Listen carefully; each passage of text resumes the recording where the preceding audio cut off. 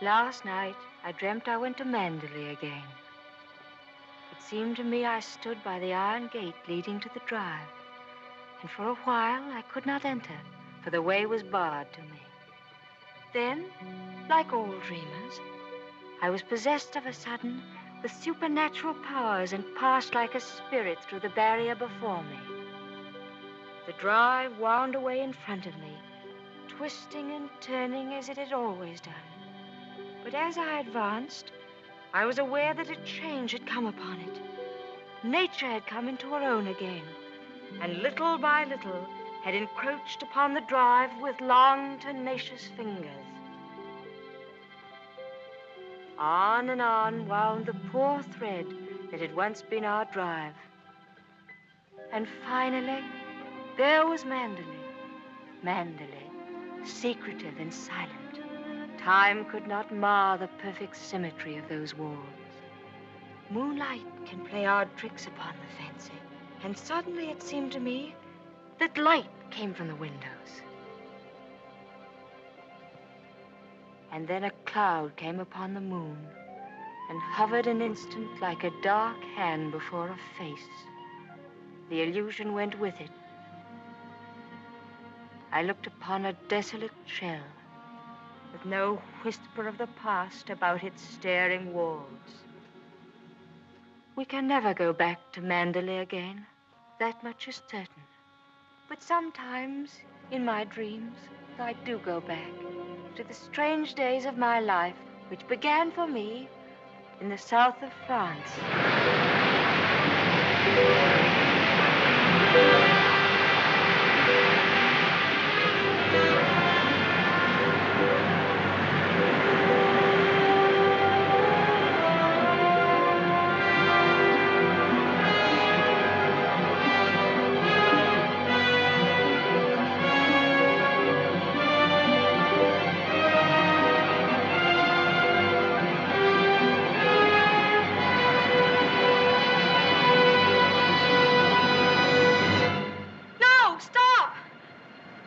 What the devil are you shouting about?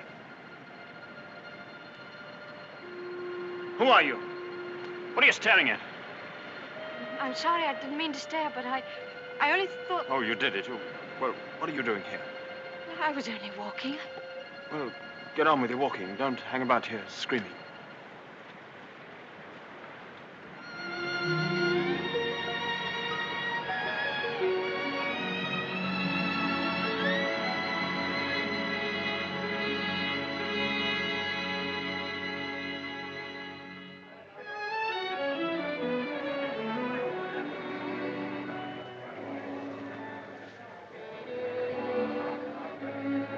I'll never come to Monte Carlo out of season again. Not a single well-known personality in the hotel. Stone cold. Waiter, garçon, call him. Tell him to get me some... Why, it's Max de Winter. How do you do?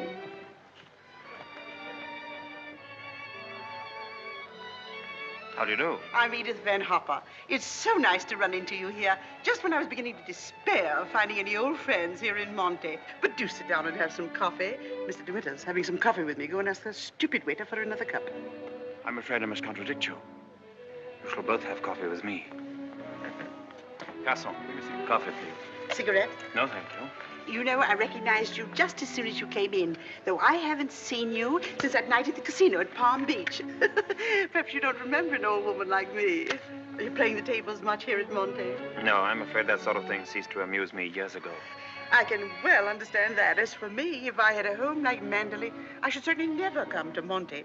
I hear it's one of the biggest places in that part of the country, and you just can't beat it for beauty. What do you think of Monte Carlo? Or don't you think of it at all? Oh, well, I think it's rather artificial. She's spoiled, Mr. DeWitt. That's her trouble. Most girls will give their eyes for a chance to see Monte. Wouldn't that rather defeat the purpose? Now that we've found each other again, I hope I shall see something of you. You must come and have a drink in my suite. I hope they've given you a good room. The place is empty, so if you're uncomfortable, mind you make a fuss. Your valet is unpacked for you, I suppose. I'm afraid I don't possess one. Perhaps you'd like to do it for me. Well, I hardly think... perhaps you could make yourself useful to Mr. DeWitt if he wants anything done. You're a capable child in many ways. That's a charming suggestion, but I'm afraid I cling to the old motto. He travels fastest who travels alone. Perhaps you've not heard of it. Good night. What do you make of that? Do you suppose that sudden departure was intended to be funny? Come, don't sit there gawking. Let's go upstairs. Have you got the key? Yes, Miss Van Hopper. I remember when I was younger, there was a well-known writer who used to dart down the back way whenever he saw me coming.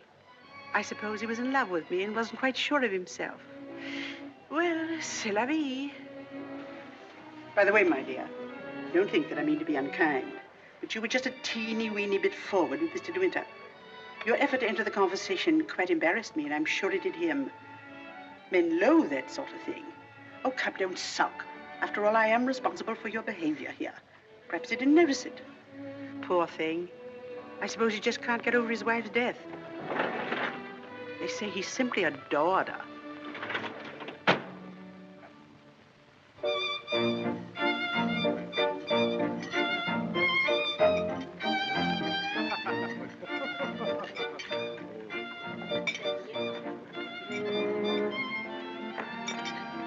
Louis, prenez la commande. Oh, how awkward of me.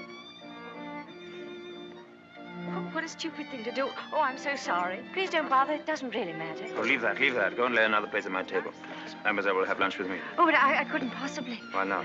Oh, well, please don't be polite. It's very kind of you, but I'll be all right if they just change the cloth. I wasn't being polite. I should have asked you to have lunch with me, even if we hadn't upset the bars so clumsily. Come along.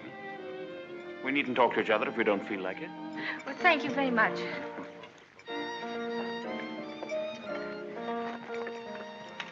Oh, I'll just have some scrambled eggs. Oui, mademoiselle. What's happened to your friend? Oh, she's ill in bed with a cold. I'm sorry I was so rude to you yesterday.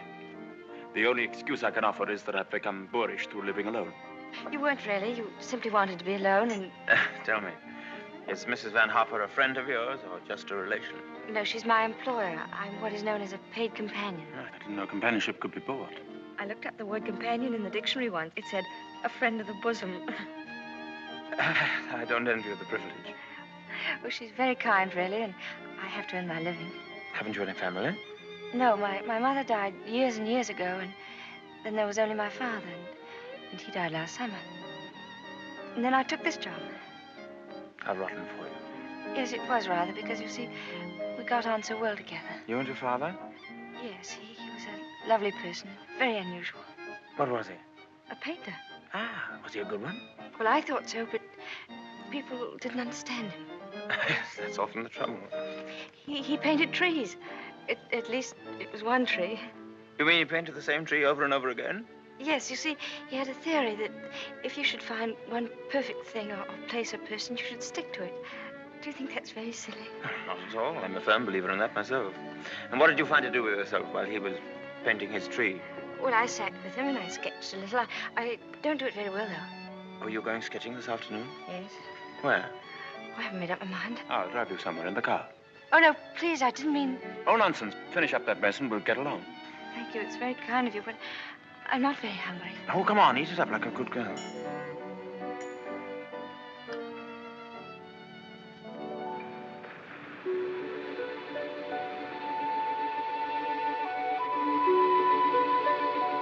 You've taken long enough for that sketch. I shall expect a really fine work of art. Oh, no, don't look at it. It's not nearly good enough. But it can't be as bad as all that. Now, don't rub it all out. Let me see it first. Well, it's the perspective. I never can get it Let right. me see, let me see. Oh, dear. Tell me, is it the perspective that gives my nose that curious twist in the middle? Well, you're not a very easy subject to sketch. No? Your expression keeps changing all the time. Does it? Well, I'd concentrate on the view instead if I were you. Much more worthwhile. Rather reminds me of our coastline at home. Do you know Cornwall at all? Yes, I went there once with my father on holiday. I was in a shop once, and I saw a postcard with a beautiful house on it right by the sea. And I asked whose house it was, and the old lady said, that's Mandalay. I felt ashamed for not knowing. The Mandalay is beautiful. To me, it's just the place where I was born. I've lived in all my life. Now, I don't suppose I shall ever see it again.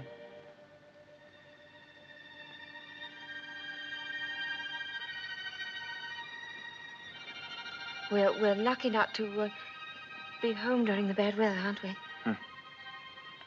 I can't ever remember enjoying swimming in England till June, can you? The water's so warm here that I could stay in all day. There's a dangerous undertow, and there's a man drowned here last year. I never have any fear of drowning, have you?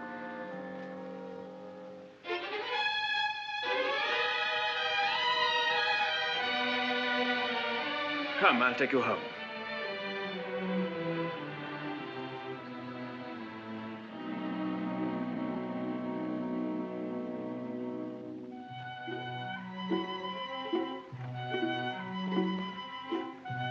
Oh, yes. I know Mr. DeWitt well. I knew his wife, too. Before she married, she was the beautiful Rebecca Hildreth, you know. She was drowned, poor dear, while she was sailing near Mandalay. He never talks about it, of course, but he's a broken man. I suppose I'd better have it. Wretched stuff. Give me a chocolate, quick. Oh, there you are. It's about time. Hurry up. I want to play some rummy.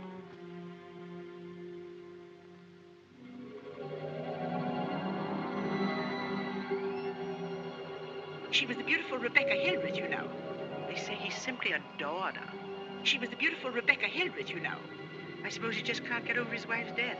She was the beautiful Rebecca Hildreth, you know. But he's a broken man.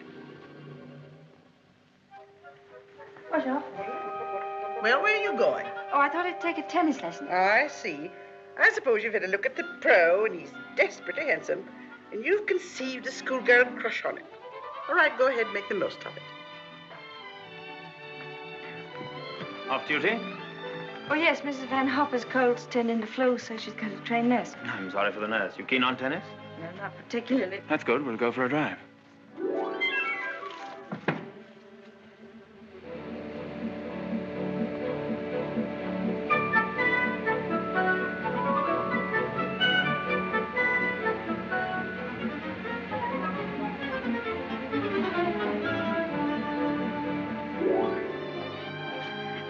Good afternoon, Mrs. Van Hoff. How are you feeling? You got on rather well with him, didn't you? That pro must have been teaching you other things than tennis. Hurry up, I want you to make some calls. Wonder if Mr. DeWitt is still in the hotel.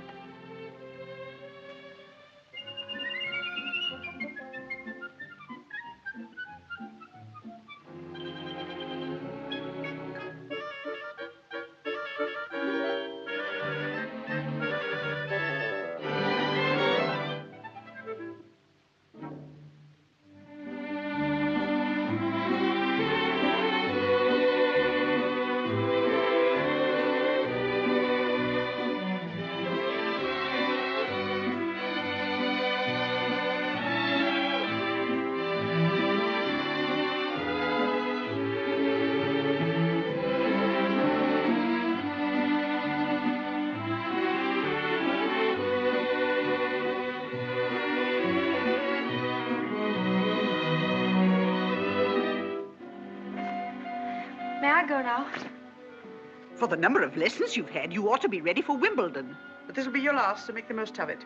Trouble is, with me laid up like this, you haven't had enough to do.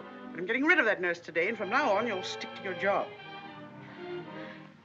Yes, Miss Van Harper. Nurse? Yes, Miss Van Harper? Are you absolutely sure you left those messages for Mr. De Winter? Why, yes, madame. I simply can't believe it. He would most certainly have called me back. Oh, well, poor boy. I simply hate to see him so alone.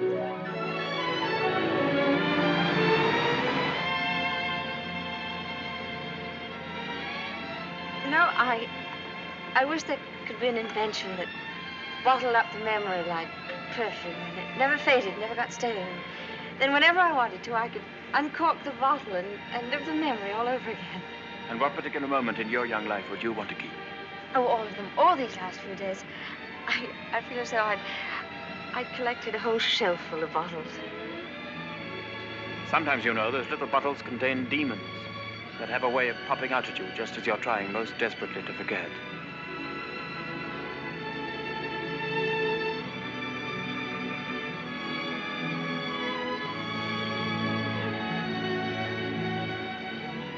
Stop biting your nails.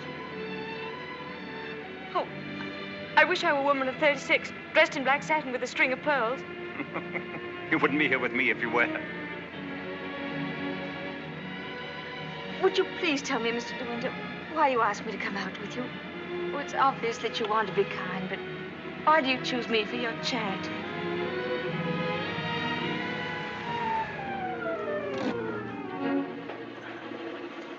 I asked you to come out with me because I wanted your company. You've blotted out the past for me more than all the bright lights of Monte Carlo. But if you think I just asked you out of kindness or charity, you can leave the car now and find your own way home. Go on, open the door and get out.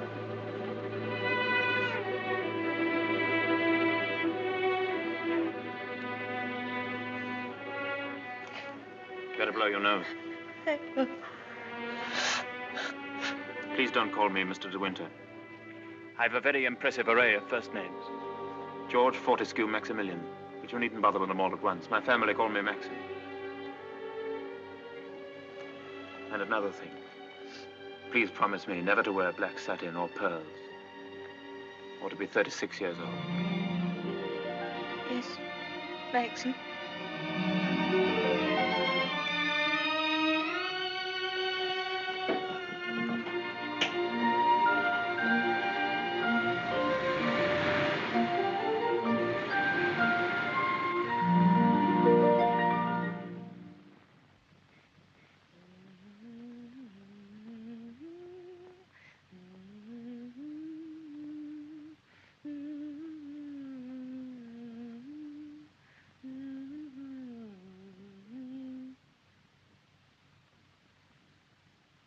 For the love of Pete, come here. What do you think? My daughter's engaged to be married. Oh, really? How nice. We must leave for New York at once. Get reservations on the Aquitania, and we'll take the 12:30 train for Cherbourg. Hurry up and get in a maid to help with the packing. We've no time to waste. Go on and do dawdle. Mr. De Winter, please. Oh, he's gone out riding. He won't be back till noon. Oh. Well, give me the porter, please.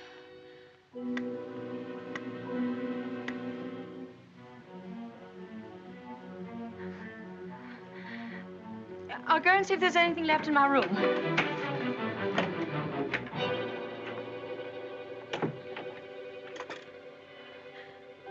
Has Mr. De Winter come in yet? Oh, he has. Would you connect me, please?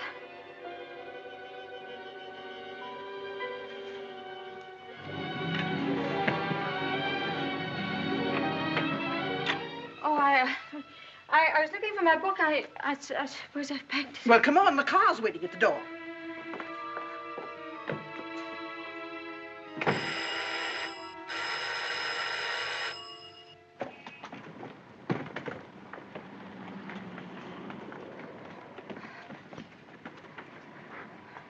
I'd like to leave a forwarding address if they happen to find that book.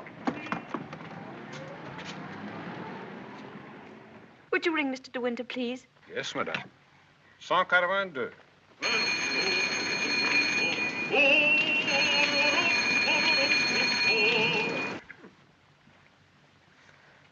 There isn't any answer. Thank you. Tell her to hurry up. Yes, madam. I was looking for Mr. De Winter. Mr. De Winter just ordered breakfast in his room, mademoiselle.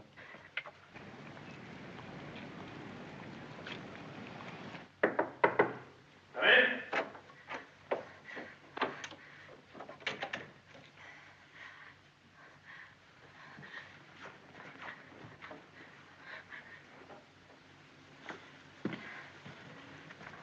Hello. What are you doing here? Anything the matter? I've come to say goodbye. We're going away. What on earth are you talking about? It's true, we're going now, and I was afraid I wouldn't see you again.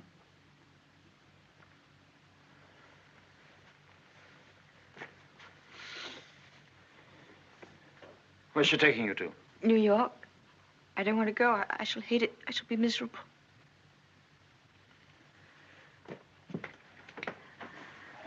I'll dress in here. I shan't be long. Which would you prefer? New York or Mandalay? Oh, please don't joke about it.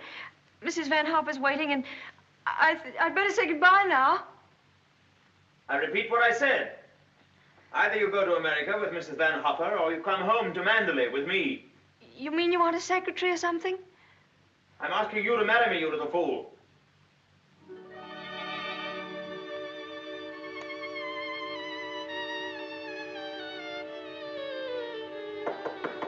Come in. Is that my food? I'm famished. I didn't have any breakfast.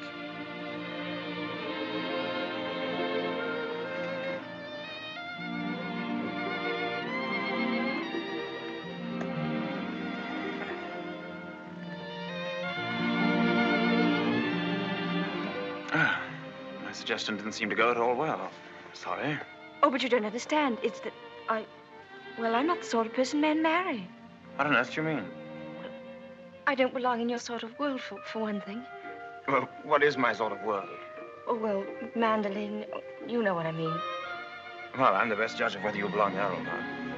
Of course, if you don't love me, that's a different thing. Fine blow to my conceit, that's all. Oh, I do love you. I love you most dreadfully. I've been crying all morning because I thought I'd never see you again.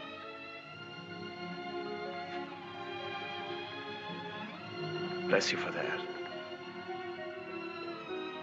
I'll remind you of this one day. You won't believe me. It's a pity you have to grow up. Oh, now that's settled. You may pour me out some coffee. 2 lumps of sugar and some milk, please. Same with my tea, don't forget. Who's going to break the news to Mrs. Van Hopper? Shall you or shall I? Oh, you tell it. She'll be so angry. What's the number of her room? Oh, she's not there. She's downstairs in the car. Hello? Give me the date, please. Hello? You'll find Mrs. Van Hopper waiting outside in her car. Would you ask her with my compliments if she'd very kindly come up and see me in my room?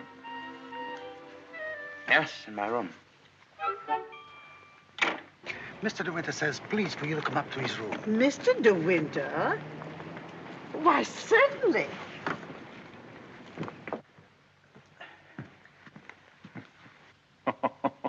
This isn't at all your idea of a proposal, is it? It should be in a conservatory. You in a white frock with a red rose in your hand, and a violin playing in the distance, and I should be making violent love to you behind a palm tree. Poor darling. Never mind. Oh, I don't mind. Don't worry, don't worry. You won't have to say a word. I'm so glad you called me, Mr. De Winter. I was making a hasty departure. It was so rude of me not to let you know.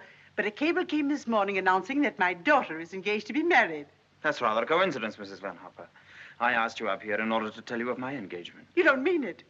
Oh, how perfectly wonderful. How romantic. Who is the lucky lady? I apologize for depriving you of your companion in this abrupt way. I do hope it won't inconvenience you too greatly. When did all this happen? Just now, Mrs. Van Hopper. Just a few minutes ago. I simply can't believe it. And I suppose I ought to scold you for not having breathed a word of all of this to me. What am I thinking of? I shall give you both my congratulations and my blessings. I'm very happy for you both. When and where is the wedding to be? Here, as soon as possible. A whirlwind romance. Splendid. I could easily postpone my sailing for a week. This poor child has no mother, so I shall take responsibility for all the arrangements. Trousseau, reception, and everything, and I'll give the bride away. When I luggage, go down and tell the porter to take everything out of the car. Just a minute. We're most grateful, Mrs. Van Hopper, but I think we'd both prefer to have it all as quiet as possible. And I couldn't possibly allow you to change your sailing plans. Oh, but... No. Dear, I'll go down and see that your luggage is brought back. Thank you, Max. So this is what's been happening during my illness. Tennis lessons, my foot. I suppose I have to hand it to you for a fast worker. How did you manage it? Still waters certainly run deep. Tell me, have you been doing anything you shouldn't? I don't know what you mean. Oh, well, never mind. I always did say that Englishmen have strange tastes. But you certainly have your work cut out as mistress of Manderley. To be perfectly frank with you, my dear, I can't see you doing it. You haven't the experience. You haven't the faintest idea of what it means to be a great lady. Of course, you know why he's marrying you, don't you? You haven't flattered yourself that he's in love with you. Fact is, that empty house got on his nerves to such an extent, he nearly went off his head. He just couldn't go on living alone. You better leave, Mrs. Van Hopper. You'll miss your train.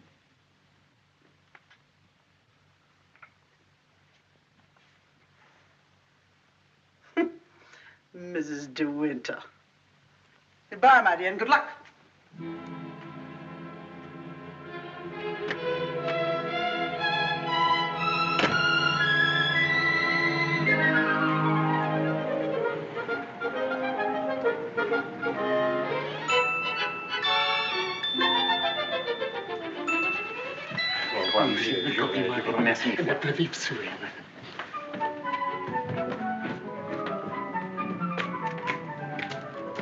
Monsieur, vous avez oublié votre carnet de mariage. Oh, he says I've forgotten the proof that we're married. Oh, good heavens.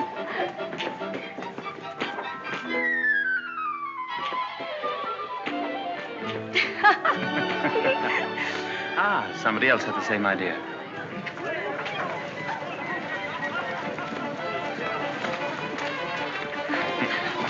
Isn't she sweet? Yes. You'd have liked a bridal veil, wouldn't you? Or at least... Madame, combien ça fait? Tu le tout. Je vous remercie. Yes. Oh, Max, you're lovely. Oh, how perfectly lovely. Oh, perfectly lovely.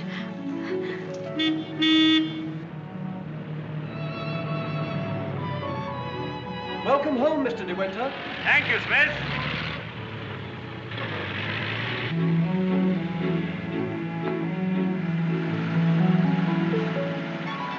Cold, darling? Yes, just a little bit. There's no need to be frightened, you know. Just be yourself and they'll all adore you.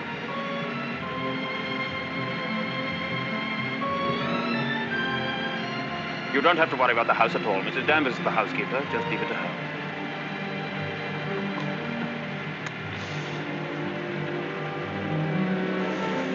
Hello. Starting to rain. Better hurry up. Here, have this. Put it over your head. Thank you.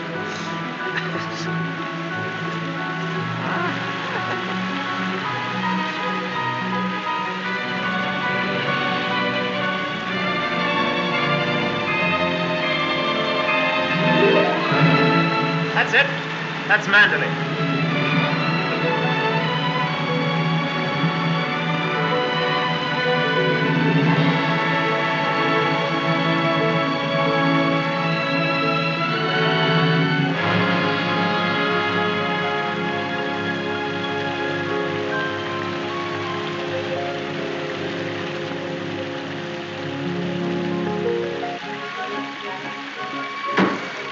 You and Alfred, everybody well? Yes, thank you, sir. We're glad to see you home, sir. This is Mrs. De Winter, Fred. How do you do?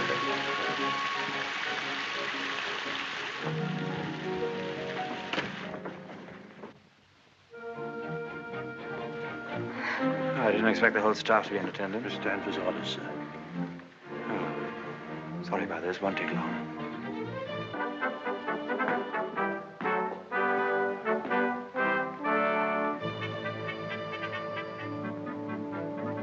This is Mrs. Danvers. How do you do? How do you do? I have everything in readiness for you. That's very good of you. I didn't expect anything.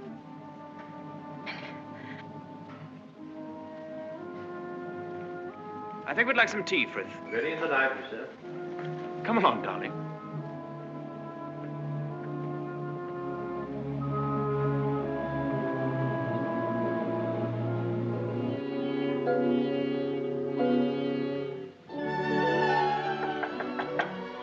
Oh, Maxim, come in.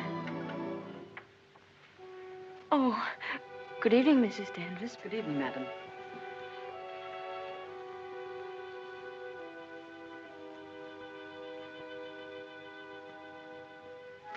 I hope Alice was satisfactory, madam. Oh, yes, thank you. Perfectly. She's the parlor maid. She'll have to look after you until your own maid arrives. Oh, but I haven't a maid.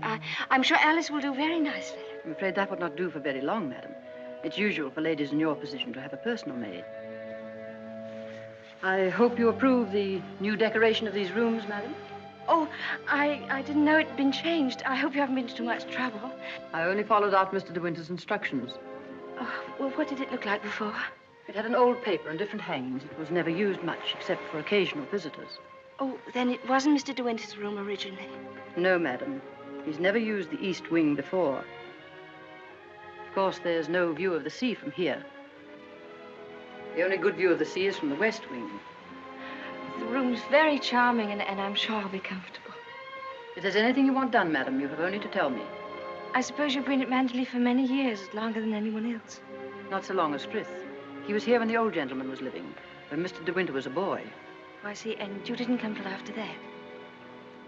I came here when the first Mrs. De Winter was a bride.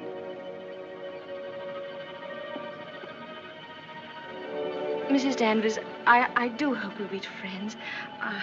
You must be patient with me.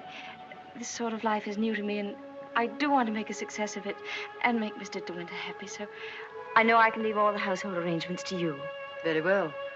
I hope I shall do everything to your satisfaction, madam. I've managed the house since Mrs. De Winter's death, and Mr. De Winter has never complained.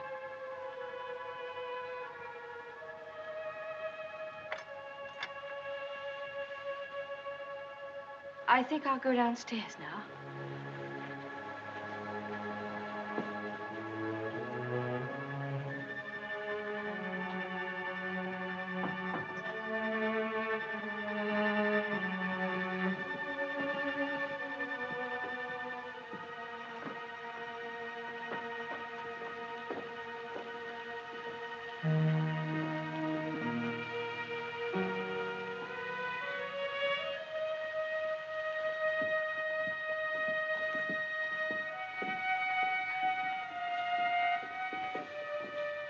That room in the west wing I was telling you about is there through that door. It's not used now. It's the most beautiful room in the house. The only one that looks down across the lawns to the sea. It was Mrs. De Winter's room.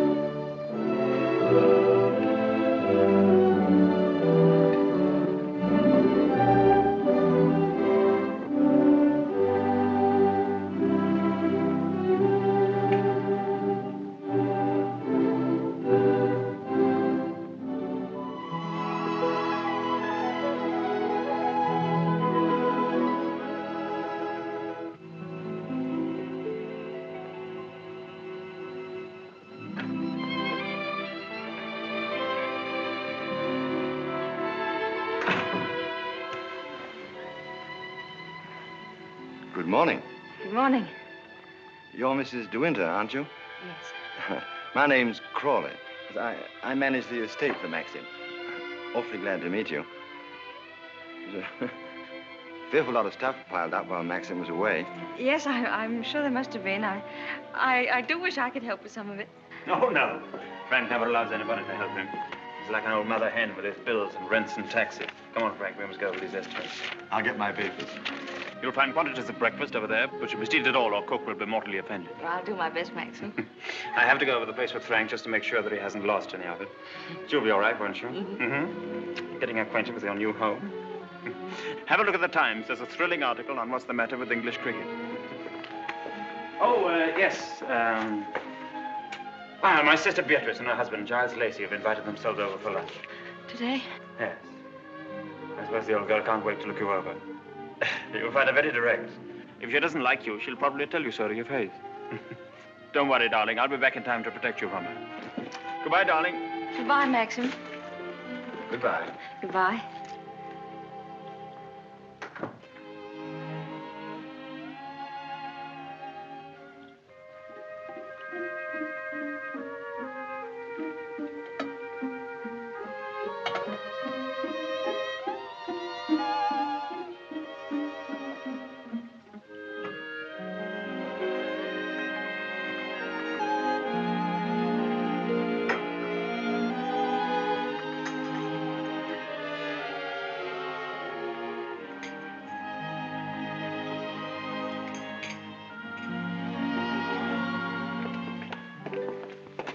Good morning, madam.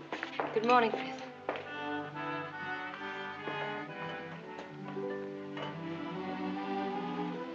Isn't there anything I could get for you, madam? Oh, no, thank you, Frith. I'm really not very hungry. Thank you. The paper, madam. Oh, yes, thank you, Frith.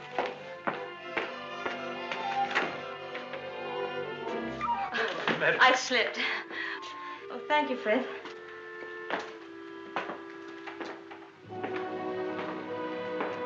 It's big, isn't it? Yes, madam. Mandalay is a big place. This was the banquet hall in the old days. It is still used on great occasions, such as a big dinner or a ball. And the public is admitted here, you know, once a week. That's nice.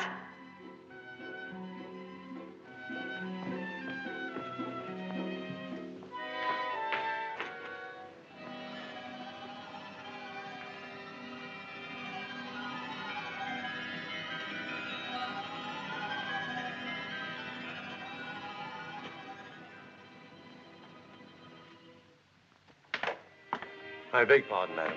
I'm afraid the fire is not usually lit in the library until the afternoon, but you'll find one in the morning room. Of course, if you wish this fire lit now, madam. Oh, no, Frith, I wouldn't dream. Mrs. De Winter, I mean the late Mrs. De Winter always did her correspondence and telephoning in the morning room after breakfast. Thank you, Frith.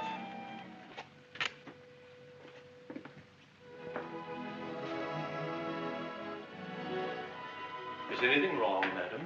Oh, no. Which way is the morning room? Oh, it's that door there, on the left. Oh, yes, thank you.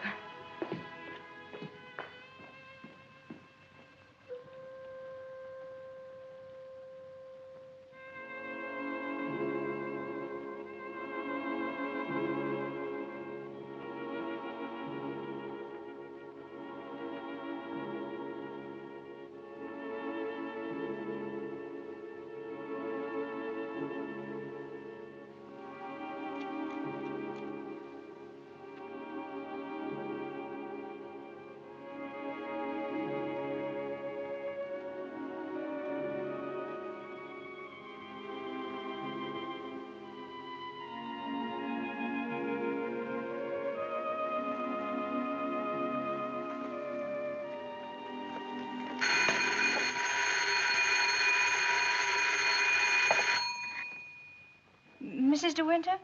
Oh, I'm afraid you've made a mistake. Mrs. De Winter's been dead for over a year. Oh, I mean... Oh, that was the house telephone, madam. Probably the head gardener wishing instructions. Did you want to see me, Mrs. Danvers? Mr. De Winter informed me that his sister, Mrs. Lacey, and Major Lacey are expected for luncheon. I'd like to know if you approve of the menu. Oh, well, I'm sure it's very suitable, very nice indeed. You'll notice, madam, that I've left a blank space for the sauce. Mrs. De Winter was most particular about sauces. Let's have whatever you think that Mrs. De Winter would have ordered. Thank you, madam. When you've finished your letters, Robert will take them to the post. My letters? Oh, yes, of course. Thank you, Mrs. Danvers.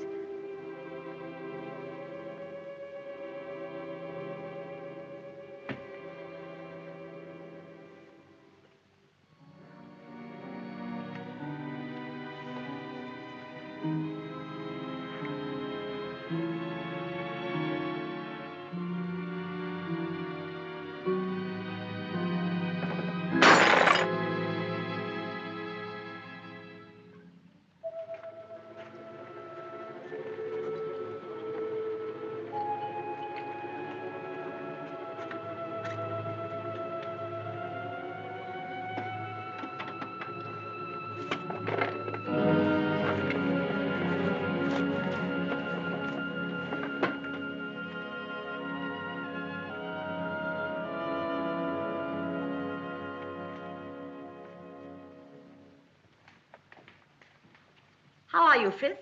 Good morning, Mrs. Lacey. Where's Mr. De Winter? I believe he went down to the farm with Mr. Crawley. How tiresome of him not to be here when we arrive, and how typical.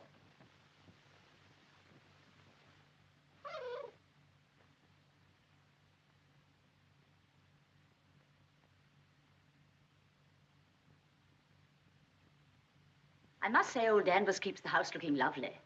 She certainly learnt that trick of arranging flowers from Rebecca. I wonder how she likes it now, being ordered about by an ex-chorus girl. Now, where on earth did you get the idea she's an ex-chorus girl? He picked her up in the south of France, didn't he? What if he did? Well, I mean to say, there you are.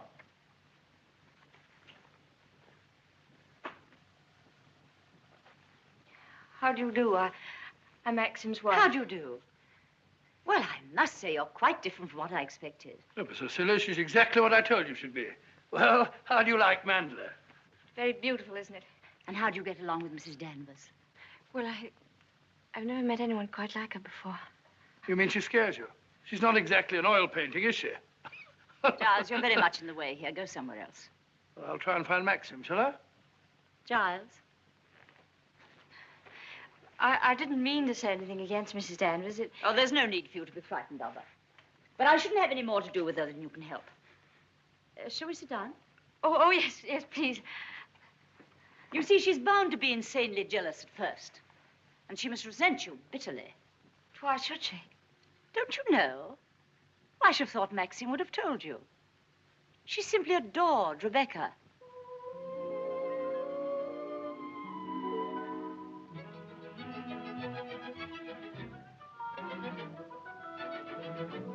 How are you, Robert? Quite well, thank you, madam. Still having trouble with your teeth? Unfortunately, yes, madam. You should have them out. All of them. Wretched nuisances, teeth. Thank you, madam. Oh, what a plateful. Do you hunt? No, I don't. I'm afraid I don't even ride. Oh, have to ride down here. We all do. Which do you ride, side saddle or astride? Oh, yes, of course, I forgot you don't, do you? You must. Nothing else to do down here. Maxine, when are you going to have parties here again like the old days? Oh, I haven't thought about it. But everyone's dying to see you, and... Yes, I bet they are. Why don't you have the masquerade ball again this summer? My dear, are you fond of dancing? Well, I love it, but I'm not very good at it. Do you rumba? I've never tried. You must teach me. I say, but I'm trying to find out exactly what your wife does do. She sketches a little. Sketches? Well, not this modern stuff, I hope. You know, portrait of a lampshade upside down to represent a soul in torment. Don't sail, do you? No, I don't. Thank goodness for that. Huh?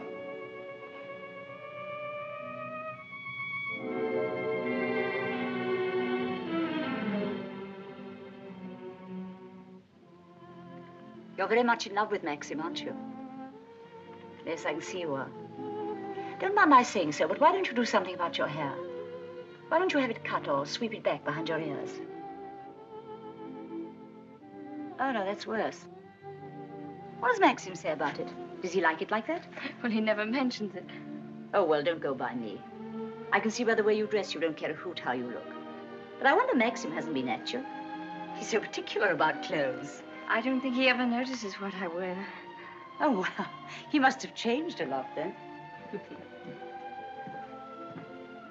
You mustn't worry about old Maxim and his moods. One never knows what goes on in that quiet mind of his.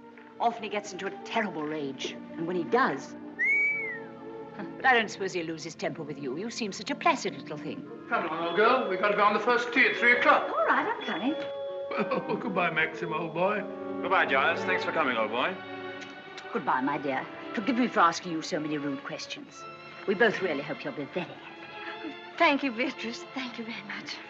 And I must congratulate you upon the way Maxim looks. We were very worried about him this time last year. But then, of course, you know the whole story. Goodbye, Beatrice, darling. Goodbye, old boy. Yes, there is.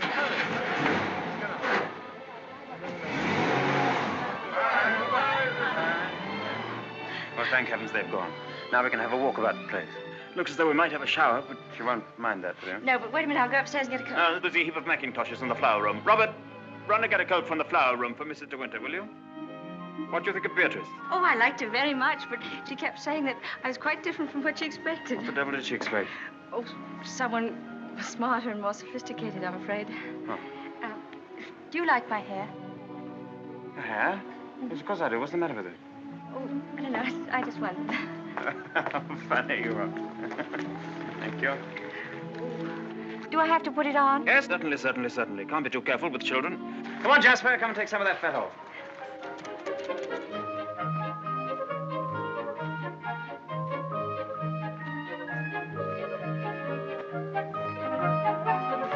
Jasper!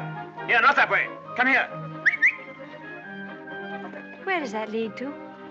Oh, it leads to a little cove where we used to keep a boat. Oh, let's go down there. Well, no, it's a perfectly dull, uninteresting stretch of sand, just like any other. Oh, please. Well, all right, we'll walk down and take a look if you really want to.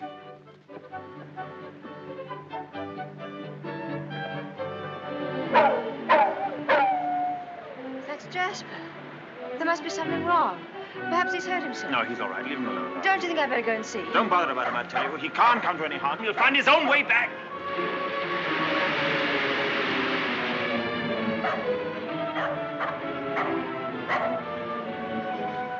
Jasper! Jasper! Oh, there you are.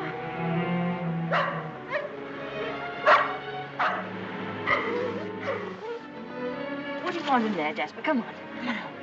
Let's go home. Jasper.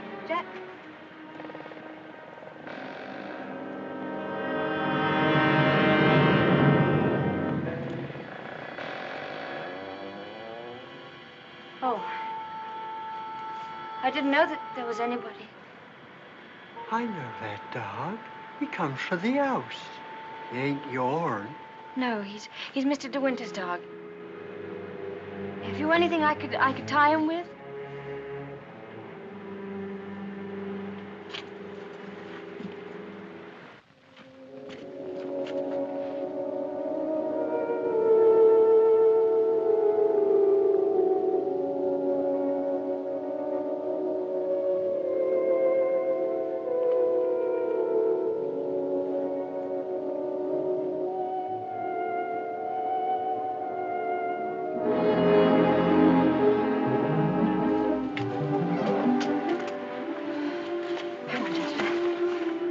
Tell anyone you saw me in there, will you?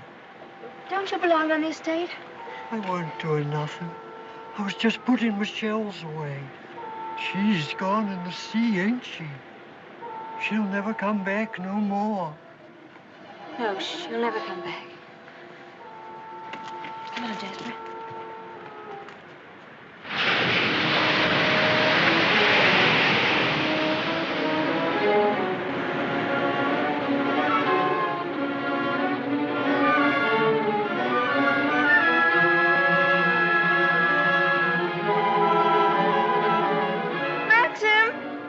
What's the matter?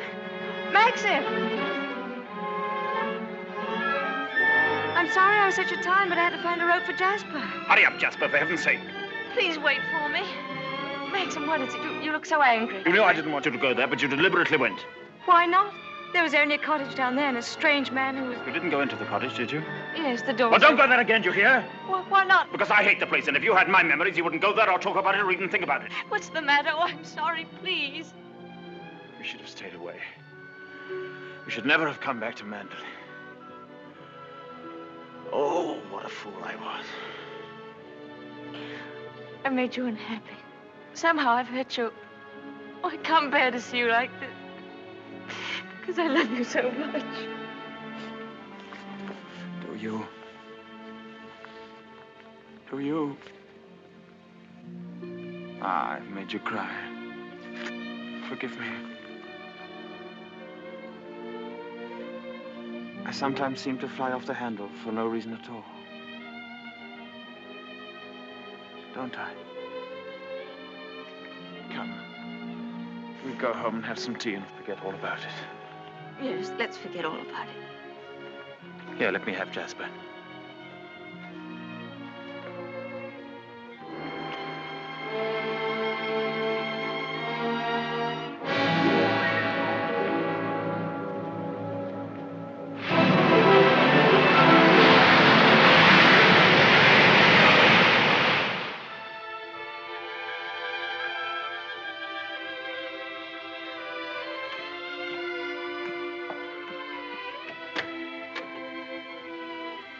Hello, come in. Oh, please don't get up, Mr. Crawley. I was just wondering if you meant what you said the other day about showing me the run of things. Of course I did. What are you doing now? Notifying all the tenants that in celebration of Maxim's return with his bride, this week's rent will be free. Oh, was that Maxim's idea? Oh, yes. All the servants get an extra week's wages, too. Oh, he didn't tell me. Can't I help you? I could at least take the stamps. Well, that's terribly nice of you. Won't you sit down? Oh, yes, thank you.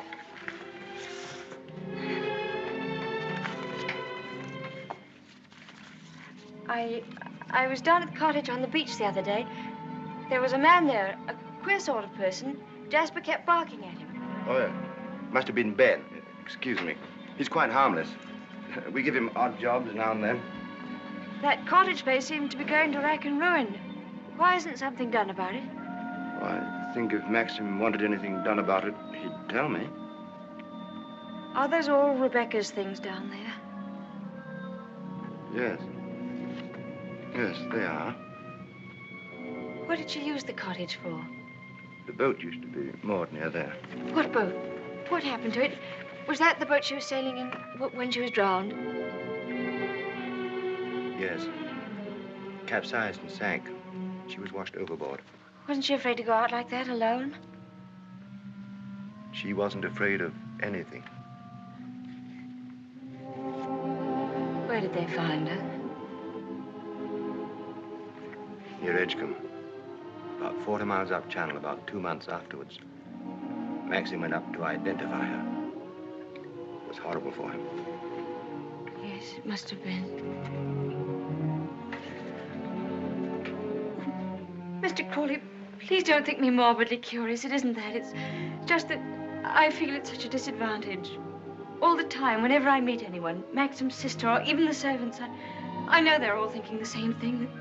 They're all comparing me with her, with Rebecca. Oh, you mustn't think that. I can't tell you how glad I am that you married Maxim. It's going to make all the difference to his life. And from my point of view, it's very refreshing to find someone like yourself who's not entirely in tune, shall we say, with Mandalay. That's very sweet of you. I dare say I've been stupid, but every day I realize the things that she had and that I lacked.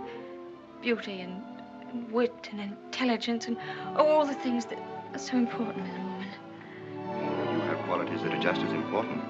More important, if I may say so. Kindness and sincerity and, if you'll forgive me, modesty mean more to a husband than all the wit and beauty in the world. We none of us want to live in the past. Maxim least of all. It's up to you, you know, to lead us away from it.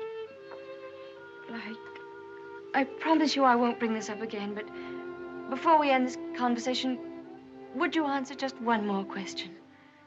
If it's something I'm able to answer, I'll do my best. Tell me, what was Rebecca really like?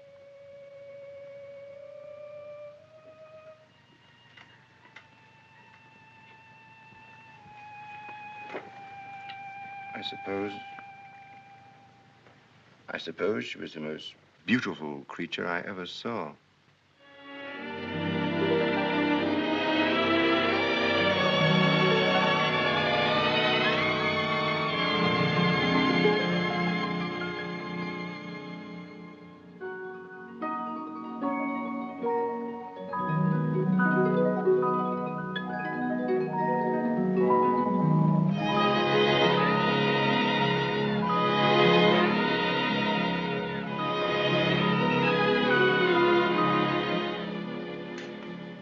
Good evening, Max. Hello. The films of the honeymoon have arrived at last. We timed, you think, before dinner?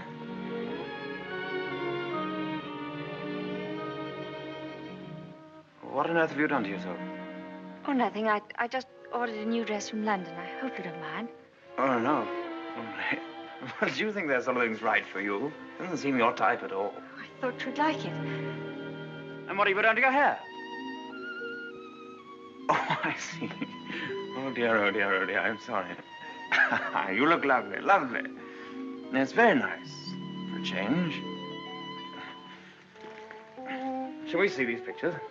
Yes, I'd love to see them.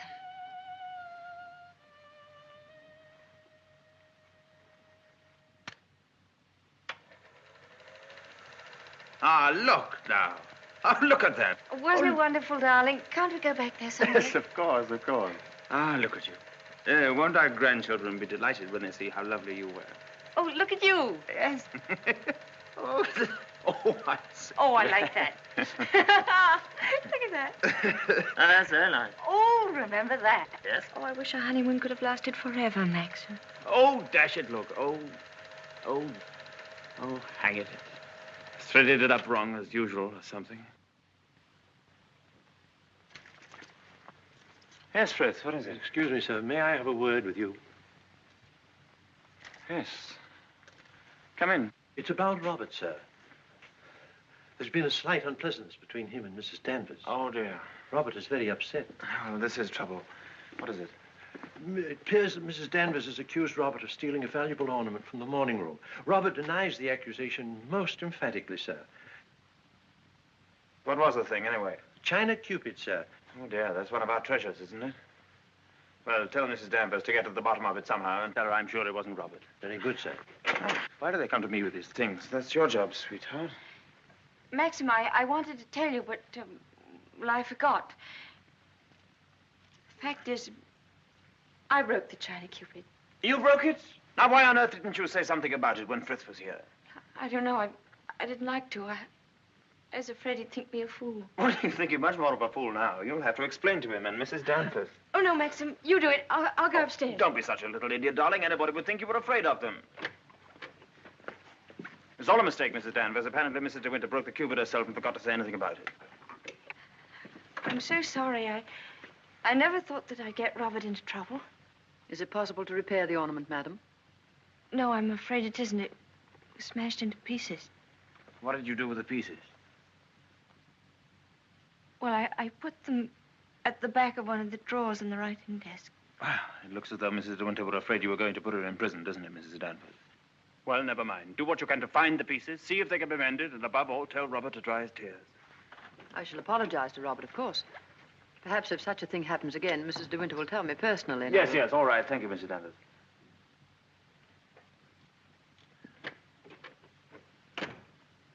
Well, I suppose that clip will hold all right. I don't know.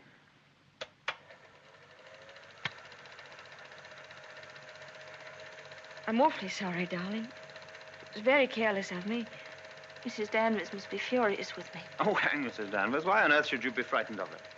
You behave more like a upstairs maid or something. Not like the mistress of the house at all. Yes, I know I do. But I feel so uncomfortable. I try my best every day, but it's very difficult with people looking me up and down as if I were a prize cow. Well, what does it matter if they do? You must remember that life at Mandel is the only thing that interests anybody down here. What a slap in the eye I must have been to them then. I suppose that's why you married me. Because you knew I was dull and gauche and inexperienced, and there could never be any gossip about me. Gossip? What do you mean? I don't know. I just said it for something to say. Don't look at me like that. Maxim, what's the matter? What have I said?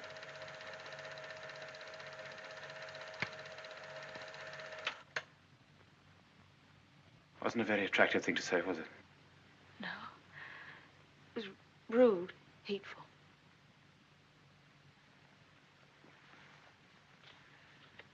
I wonder if I did a very selfish thing in marrying you. How do you mean? I'm not much of a companion to you, am I? You don't get much fun, do you? You ought to have married a boy. Someone of your own age. Maxim, why do you say this? Of course we're companions. Are we? I don't know. I'm very difficult to live with. No, you're not difficult. You're easy, very easy. Our marriage is a success, isn't it? A great success. We're happy, aren't we? Terribly happy.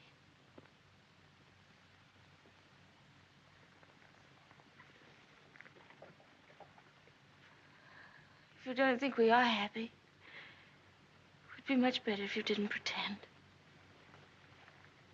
I'll go away. Why don't you answer me? How can I answer you when I don't know the answer myself? If you say we're happy, let's leave it at that. Happiness is something I know nothing about.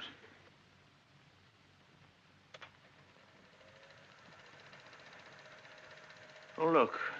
There's the one when I left the camera running on the tripod, remember?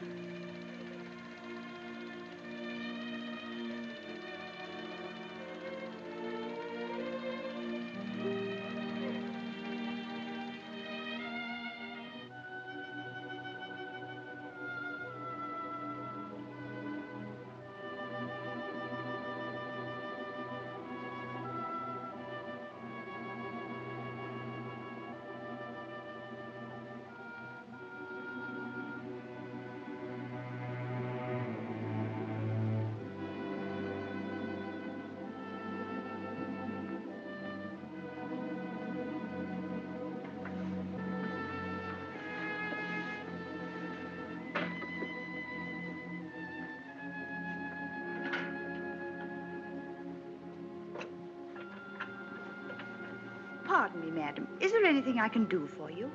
Yes, I'm all right, Hilda. Thank you very much. I'll bring the sandwiches immediately, madam.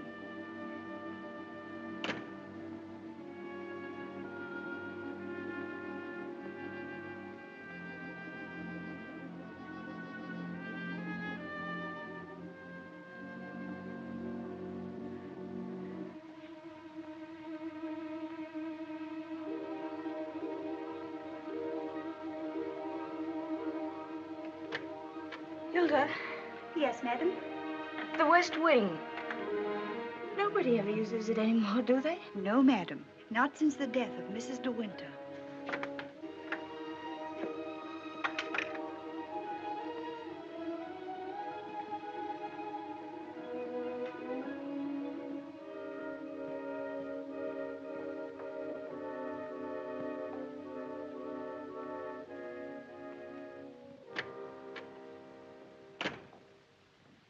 Come along, Mr. Jack, or someone may see you. Well, Danny, old Harvey, it's been good to see you again. I've been simply breathless to pick up all the news. I really don't think it's wise for you to come here, Mr. Jack. Jasper, come here. Oh, nonsense, nonsense. It's just like coming back home. Quiet, Mr. Jack. Yes, and we must be careful not to shock Cinderella, mustn't we? She's in the morning room. If you leave through the garden door, she won't see you. I must say I feel a little like the poor relation sneaking around through back doors. Well, toodaloo, Danny. Goodbye, Mr. Jack. And please be careful.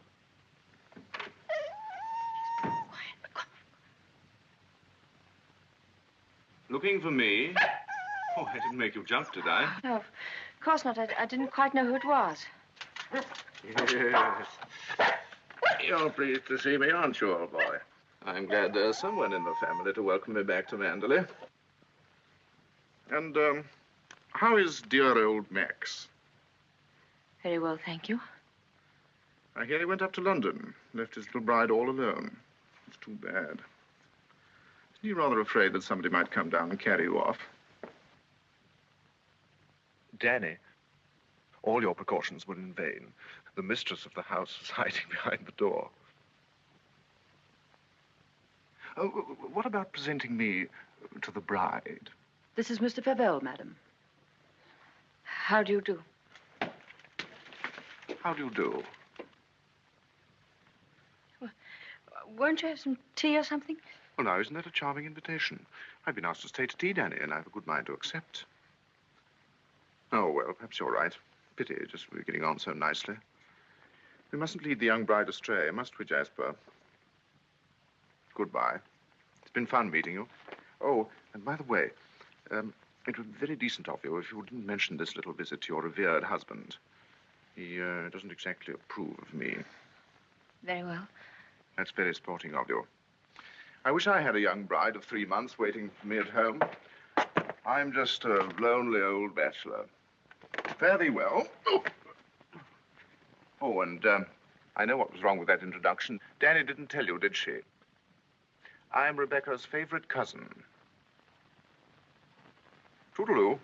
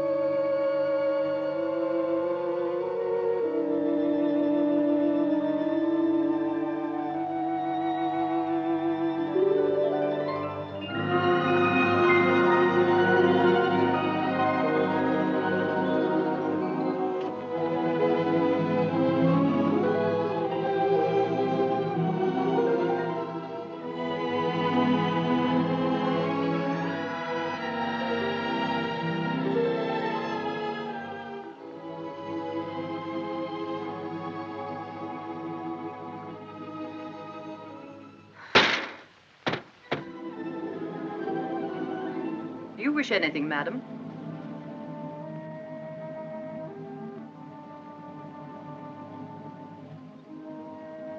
I didn't expect to see you, Mrs. Danvers. I noticed that the window wasn't closed, and I came up to see if I could fasten it. Why did you say that? I closed it before I left the room. You opened it yourself, didn't you? You've always wanted to see this room, haven't you, madam? Why did you never ask me to show it to you? I was ready to show it to you every day.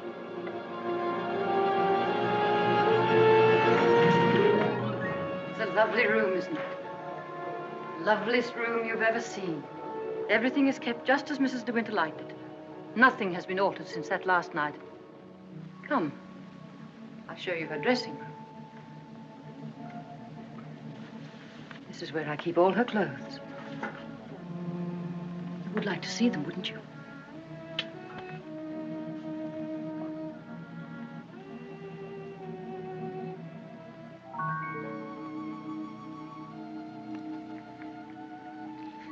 Feel this.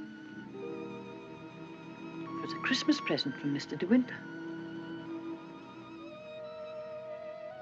He was always giving her expensive gifts the whole year round. I keep her underwear on this side. They were made specially for her by the nuns in the convent of St. Clair. I always used to wait up for her, no matter how late. Sometimes she and Mr. De Winter didn't come home until dawn. While she was undressing, she'd tell me about the party she'd been to. She knew everyone that mattered. Everyone loved her. When she'd finished her bath, she'd go into the bedroom and go over to the dressing table.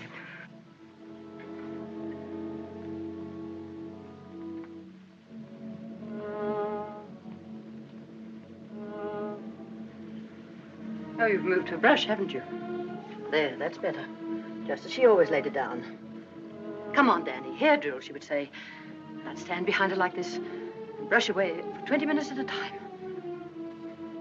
And then she would say, "Good night, Danny," and step into her bed.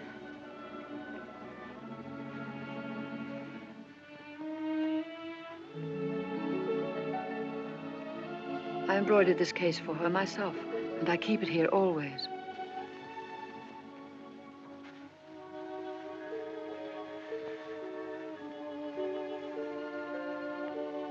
Did you ever see anything so delicate?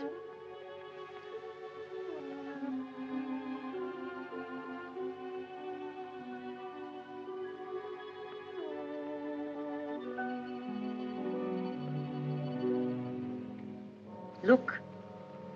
You can see my hand through it.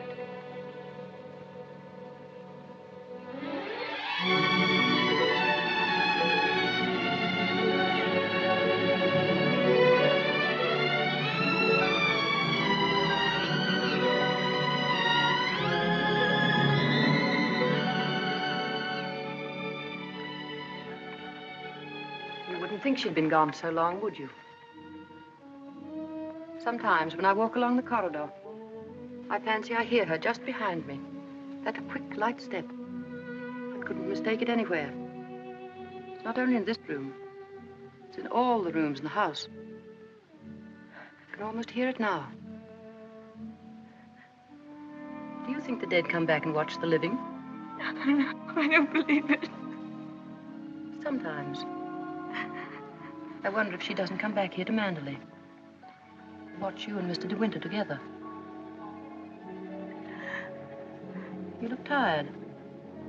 Why don't you stay here a while and rest? And listen to the sea. So soothing. Listen to it.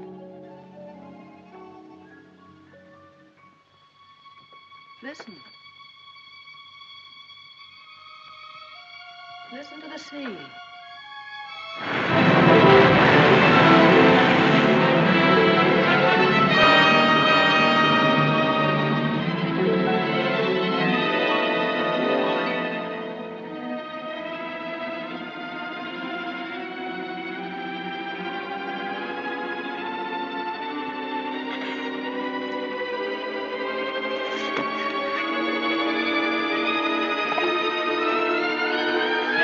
Tell Mrs. Danvers I wish to see her immediately.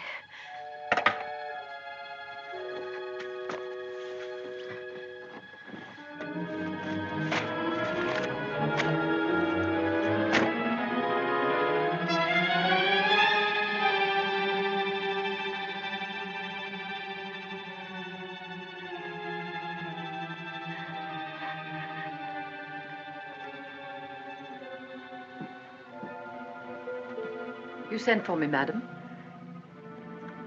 Yes, Mrs. Danvers. I want you to get rid of all these things. But these are Mrs. De Winter's things. I am Mrs. De Winter now. Very well, I'll give the instructions. Just a moment, please. Mrs. Danvers, I intend to say nothing to Mr. De Winter about Mr. Favel's visit. In fact, I prefer to forget everything that happened this afternoon.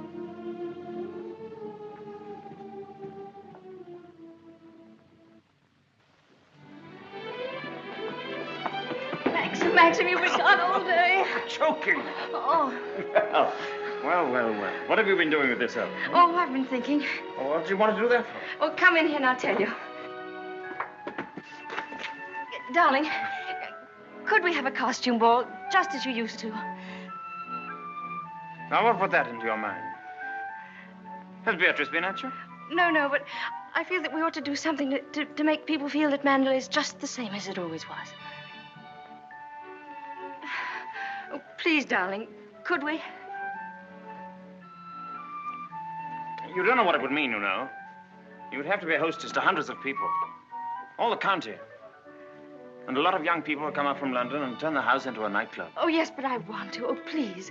I've never been to a large party, but I could learn what to do, and I promise you, you wouldn't be ashamed of me.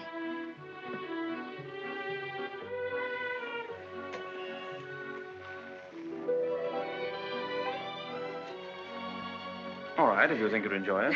You better get Mrs. Danvers to help you, hadn't you? No, I don't need Mrs. Danvers to help me. I can do it myself. All right, my sweet. Oh, thank you, darling. Thank you. Well, what will you go as? Oh, I never dress up. That's the one privilege I claim as the host. What will you be, Alice in Wonderland with that ribbon around your hair? No, I won't tell you. I'll design a costume all by myself and give you the surprise of your life.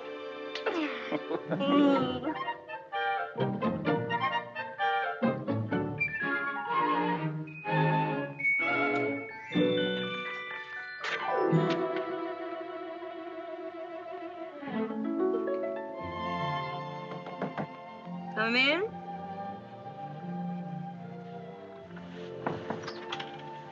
Robert found these sketches in the library, madam. Did you intend throwing them away? Yes, Mrs. Danvers, I did. They were just some ideas I was sketching for my costume for the ball. Hasn't Mr. De Winter suggested anything? No, I want to surprise him. I don't want him to know anything about it. I merely thought that you might find a costume among the family portraits that would suit you. Oh, you mean those at the top of the stairs? I'll go and look at them.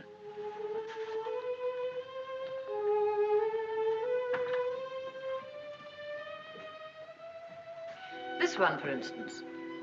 It might have been designed for you. I'm sure you could have it copied. I've heard Mr. De Winter say that this is his favorite of all the paintings. It's Lady Caroline De Winter, one of his ancestors. Oh, well, that's a splendid idea, Mrs. Danvers. I'm very grateful.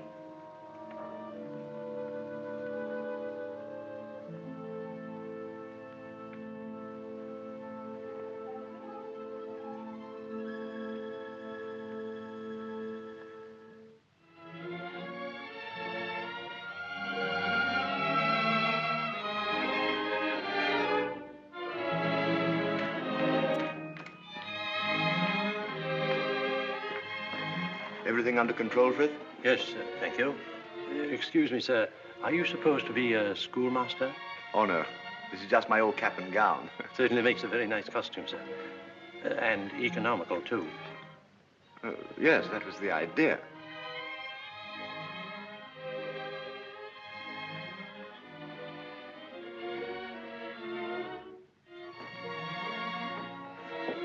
Evening, Robert.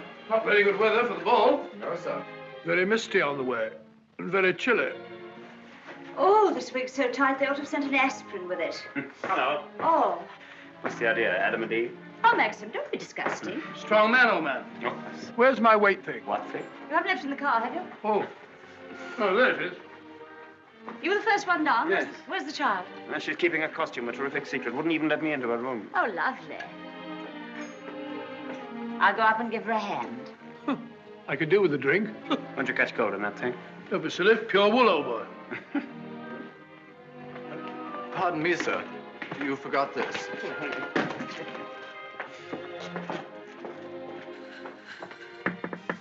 Here I am, dear. It's Bee. I've come to give you a hand. Oh, please don't come in, Beatrice. I don't want anyone to see my costume. Oh. Oh, well, you won't be long, will you? Because the first people will be arriving any moment. Now, you're sure that's where that should be? Yes, madam, it's just right. Oh, isn't it exciting? Indeed it is, madam. I've always heard of the Mandalay Ball, and now I'm really going to see one. Sure, there'll be no one there to touch you, madam. Do you really think so? Now, where's my fan? Now, you're sure I look all right? You look ever so beautiful. Well, here goes.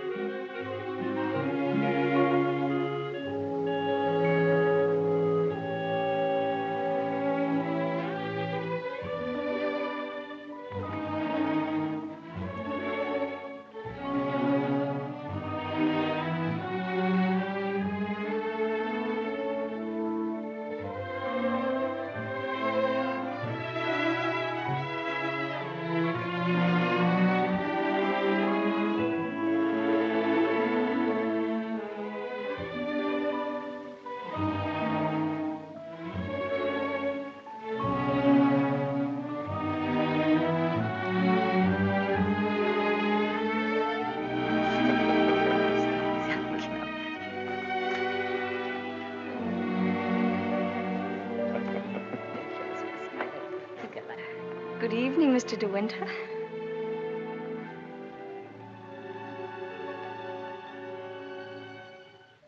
What the devil do you think you're doing? But it's the picture, the one in the gallery. What is it? What have I done?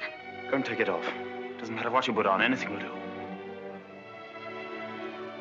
What are you standing there for? Didn't you hear what I said? Sir George and Lady Moore. Dudley Tennant, Admiral and Lady Burbank.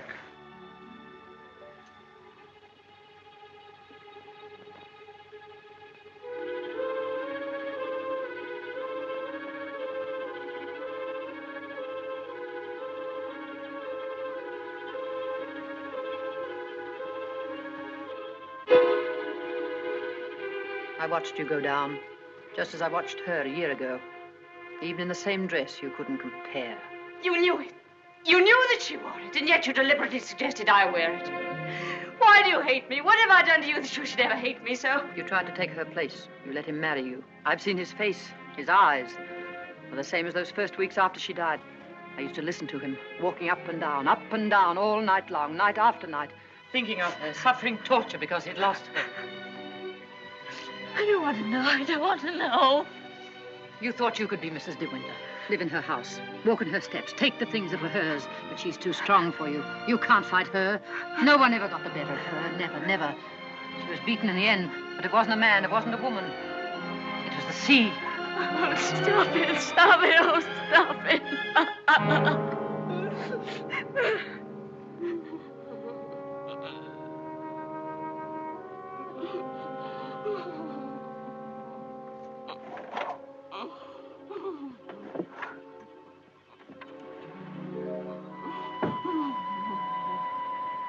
You're overwrought, madam.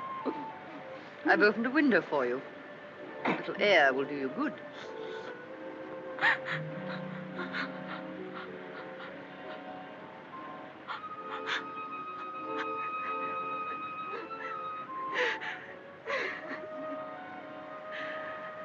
Why don't you go? Why don't you leave Manderley? He doesn't need you. He's got his memories. He doesn't love you. He wants to be alone again with her. You've nothing to stay for. You've nothing to live for, really, have you? Look down there. It's easy, isn't it?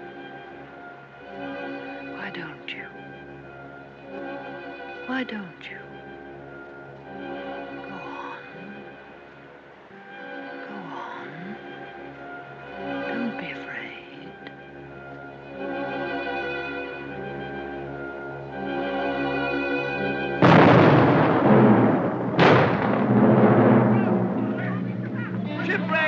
Ship on the rocks! Ship aground, sending up rockets! Shipwreck! Come on, everybody! Down to the bay! Notify the Coast Guard! She's aground! Maxim! Maxim! Ship ashore! Come on, everybody! Come on! Maxim! Maxim!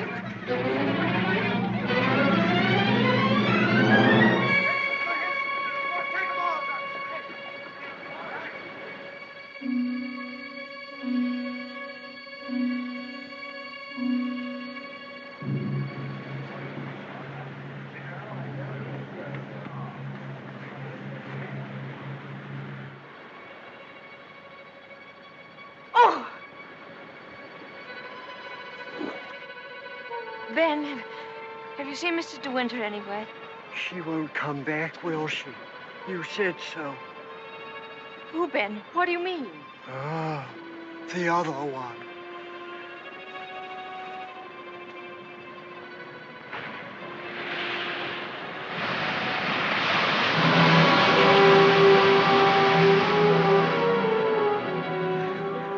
Frank, have you seen Maxim anywhere? Not since about half an hour ago. I thought he'd gone up to the house. No, he hasn't been in the house at all, and I'm afraid something might have happened to him. Frank, what's the matter? Is anything wrong? There is something wrong. Well, the diver who went down to inspect the bottom of the ship came across the hull of another boat.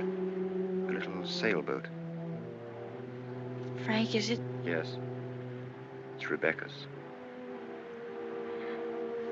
How did they recognize it? was a local man. Knew it instantly. It'll be so hard on poor Maxim. Yes. It's going to bring it all back again. And worse than before. Why did they have to find it? Why couldn't they have left it there in peace at the bottom of the sea? Why? Better get along and arrange some breakfast for the men. All right, Frank, I'll go and look for Max.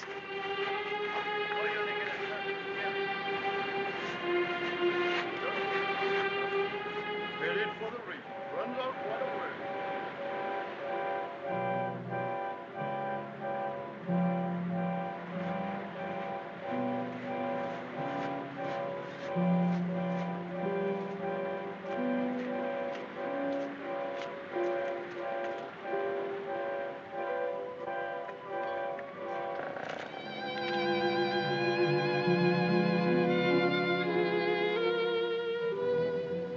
Hello.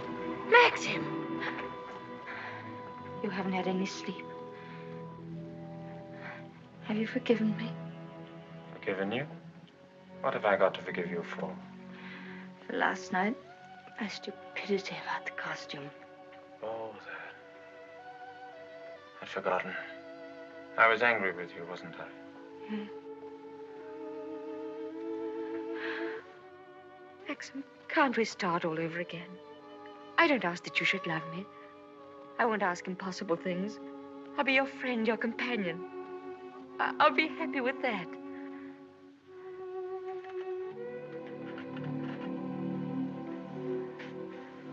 You love me very much, don't you?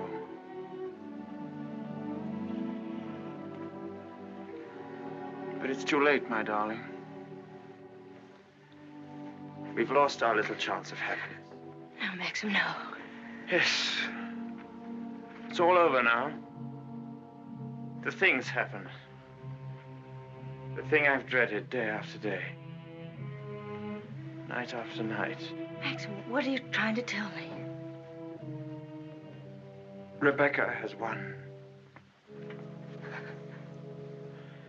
Her shadow has been between us all the time, keeping us from one another. She knew that this would happen. What are you saying? They sent a diver down. He found another boat.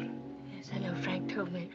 Rebecca's boat. Oh, it's terrible for you. I'm so sorry. The diver made another discovery. Broke one of the ports and looked into the cabin. There was a body in there. She wasn't alone. There was someone sailing with her, and you have to find out who it was. That's it, isn't it, Maxim? You don't understand. There was no one with her. It's Rebecca's body lying there on the cabin floor. Oh, The woman that was washed up at Edgecombe. The woman that is now buried in the family crypt. That was not Rebecca. That was the body of some unknown woman. Unclaimed, belonging nowhere. I identified it, but I knew it wasn't Rebecca. It was all a lie. I knew where Rebecca's body was. Lying on that cabin floor on the bottom of the sea. How did you know, Max? Because I put it there.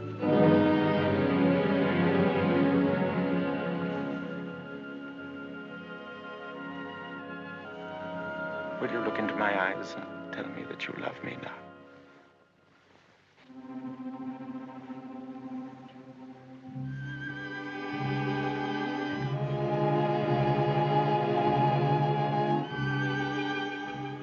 See? I was right. It's too late.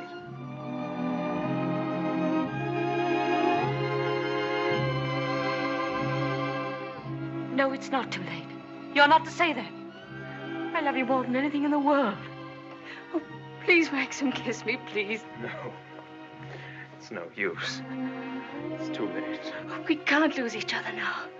We must be together always. No secrets, no shadows. We may only have a few days. A few hours. Maxim, why didn't you tell me before? Yeah, you did sometimes, but you never seemed close enough. How could we be close when I knew you were always thinking of Rebecca? How could I even ask you to love me when I knew you loved Rebecca still? What are you talking about? What do you mean? Whenever you touched me, I knew you were comparing me with Rebecca. Whenever you looked at me or spoke to me or walked with me in the garden, I knew you were thinking, this I did with Rebecca, and this, and this. Oh, it's true, isn't it? You thought I loved Rebecca? You thought that? I hated her.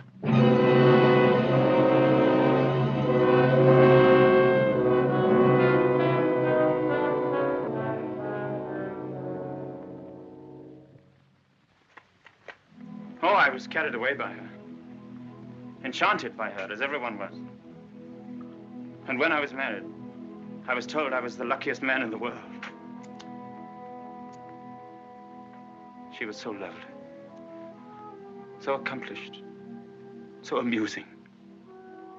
She's got the three things that really matter in a wife, everyone said. Breeding, brains, and beauty. And I believed them completely. But I never had a moment's happiness with her. She was incapable of love, or tenderness, or decency. You didn't love her. You didn't love her. Do you remember that cliff where you first saw me in Monte Carlo? Well, I went there with Rebecca on our honeymoon. That was when I found out about her. 4 days after we were married. She stood there laughing, her black hair blowing in the wind, and told me all about herself. Everything. Things I'll never tell a living soul. I wanted to kill her. It would have been so easy. You remember the precipice? I frightened you, didn't I? You thought I was mad. Perhaps I was. Perhaps I am mad. It wouldn't make for sanity, would it? Living with the devil. I'll make a bargain with you, she said.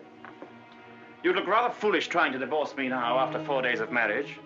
So I'll play the part of a devoted wife, mistress of your precious Mandalay. I'll make it the most famous showplace in England, if you like. And people will visit us and envy us and say we're the luckiest, happiest couple in the country. What a grand joke it'll be. What a triumph. I should never have accepted her dirty bargain. But I did. I was younger then and tremendously conscious of the family honor. Family honor. She knew that I'd sacrifice everything rather than stand up in a divorce court and give her away, admit that our marriage was a rotten fraud. You despise me, don't you?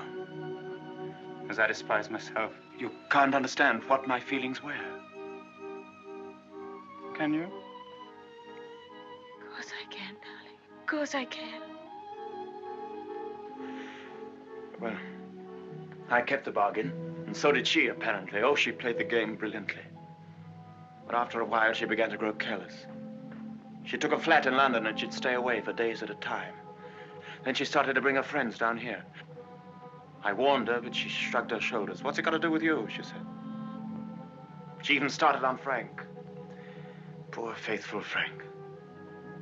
Then there was a cousin of hers, a man named Favell. Yes, I know him. Came the day you went to London. Why didn't you tell me? I didn't like to. I thought it would remind you of Rebecca. Remind me? As if I needed reminding. Favell used to visit her here in this cottage. I found out about it, and I warned her that if he came here again, I'd shoot them both. One night, when I found that she'd come back quietly from London, I thought that Favell was with her. And I knew then that I couldn't stand this life of filth and deceit any longer. I decided to come down here and have it out with both of them. But she was alone. She was expecting Favell, but he hadn't come. She was lying on the divan, A large tray of cigarette stubs beside her. She looked ill, queer. Suddenly she got up, started to walk toward me. When I have a child, she said, neither you nor anyone else could ever prove it wasn't yours. You'd like to have an heir, wouldn't you, Max, for your precious Manderley? And she started to laugh. How funny.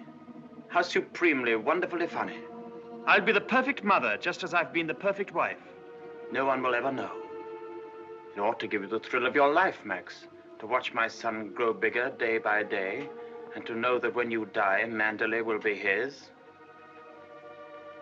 She was face to face with me. One hand in her pocket, the other holding a cigarette. She was smiling. Well, Max, what are you going to do about it? Aren't you going to kill me? I suppose I went mad for a moment. I must have struck her. She stood staring at me. She looked almost triumphant. Then she started toward me again, smiling. Suddenly she stumbled and fell.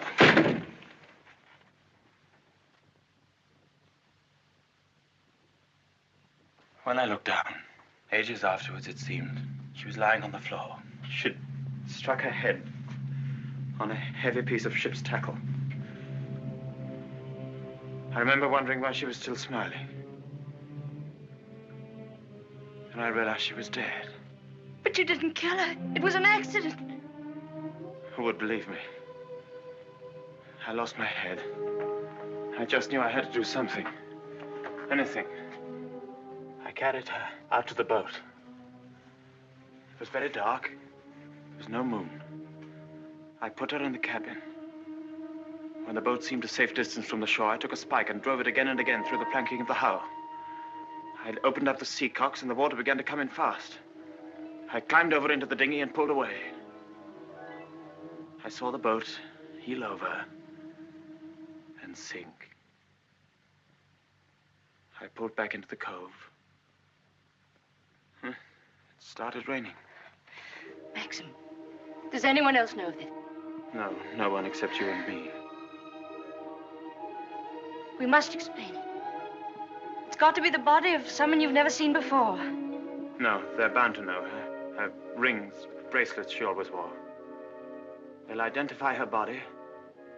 Then they'll remember the other woman. The other woman buried in the crypt. If they find out it was Rebecca, you must simply say that you made a mistake about the other body. That the day you went to Edgecombe, you were ill. You didn't know what you were doing. Rebecca's dead. That's what we've got to remember. Rebecca's dead. She can't speak. She can't bear witness. She can't harm you anymore. We're the only two people in the world that know, Maxim. You and I. I told you once that I'd done a very selfish thing in marrying you. You can understand now what I meant. I've loved you, my darling. I shall always love you. But I've known all along that Rebecca would win in the end. No, no. She hasn't won. No matter what happens now, she hasn't won.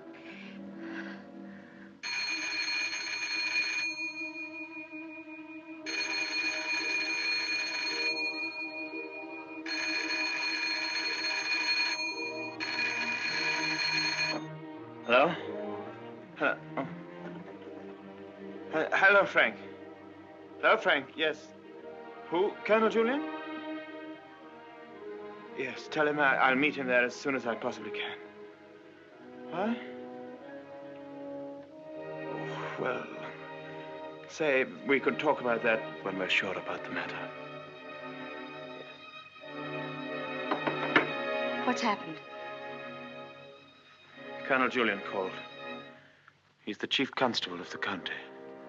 He's been asked by the police to go to the mortuary. He wanted to know if I could possibly have made a mistake about that other body.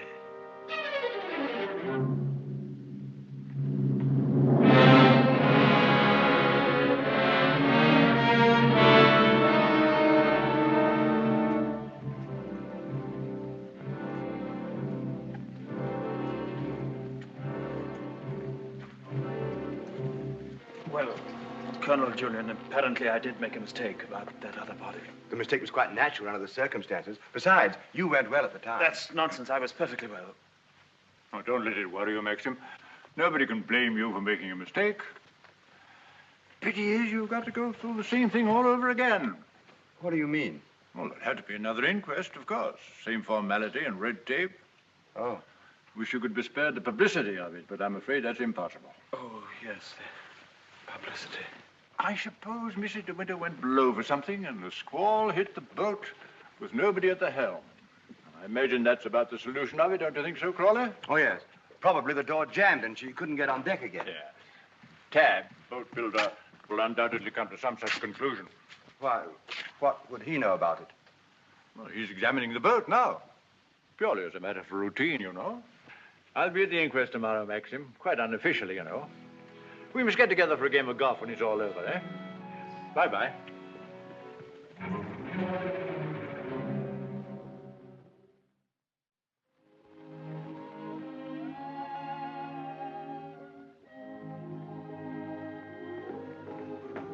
I have the evening papers, madam. Would you care to see them? Oh, no, thank you, Frith. And I prefer that Mr. De Winter weren't troubled with them either. I understand, madam. Permit me to say that we're all most distressed outside.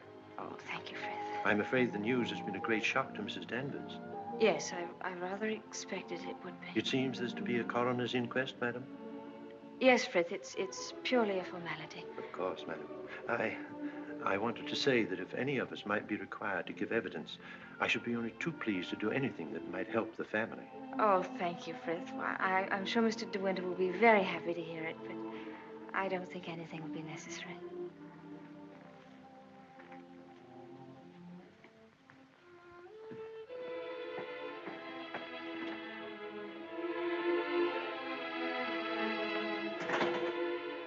Maxim.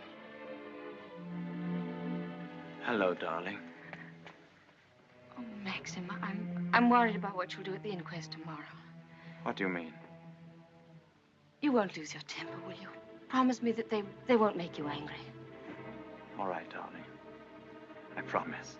No matter what he asks you won't lose your head. Don't worry, dear. They can't do anything at once, can they? No. Then we've a little time left to be together. Yes. I want to go to the inquest with you. I'd rather you didn't, darling. But I can't wait here alone. I promise you I won't be in any trouble to you, and I must be near you so that no matter what happens, we won't be separated for a moment. All right, dear. I don't mind this whole thing, except for you. I can't forget what it's done to you. I've been thinking of nothing else since it happened.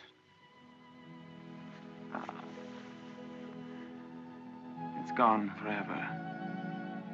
That funny, young, lost look I loved won't ever come back. I killed that when I told you about Rebecca. It's gone. In a few hours, you've grown so much older. Maxim.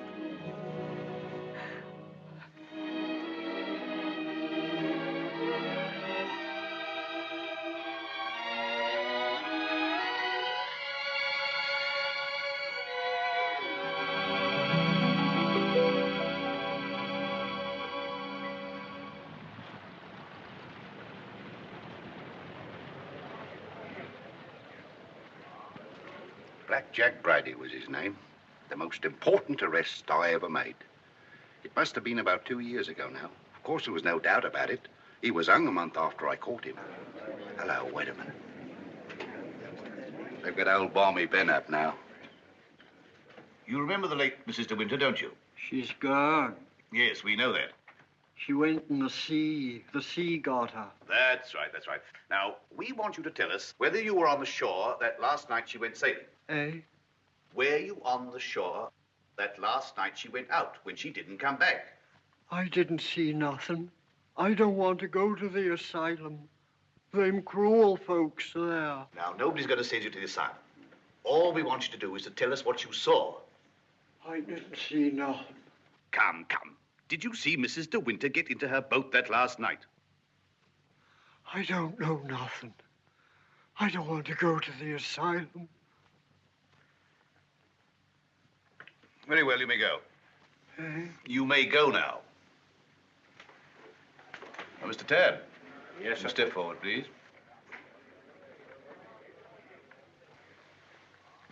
The evidence you give is called to be the truth, whole truth, but the truth. I do. So help me God. The late Mrs. De Winter used to send her boat to your shipyard for reconditioning. That's right, sir. Can you remember any occasion when she had any sort of accident with the boat? No, sir. I often said Mrs. De Winter was a born sailor. Now, when Mrs. De Winter went below, as is supposed, and a sudden gust of wind came down, that would be enough to capsize the boat, wouldn't it? Excuse me, sir, but there's a little more to it than that. Well, what do you mean, Mr. Tabb? I mean, sir, the seacocks. What are the seacocks? Oh, well, the seacocks are the valves to drain out the boat. They're always kept tight closed when you're afloat. Yes?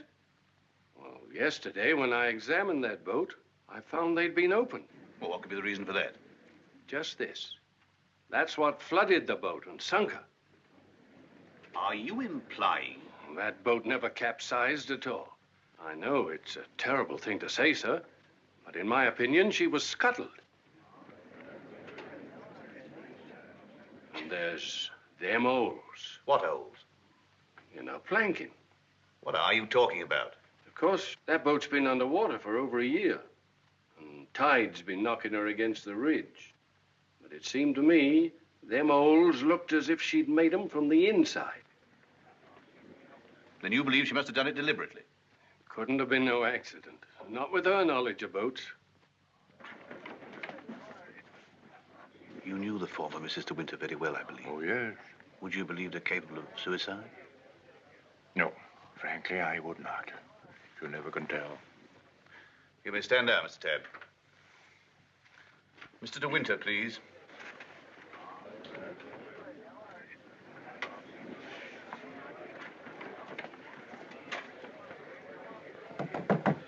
I'm sorry to drag you back for further questioning, Mr. De Winter, but you've heard the statement of Mr. Tabb. I wonder if you can help us in any way.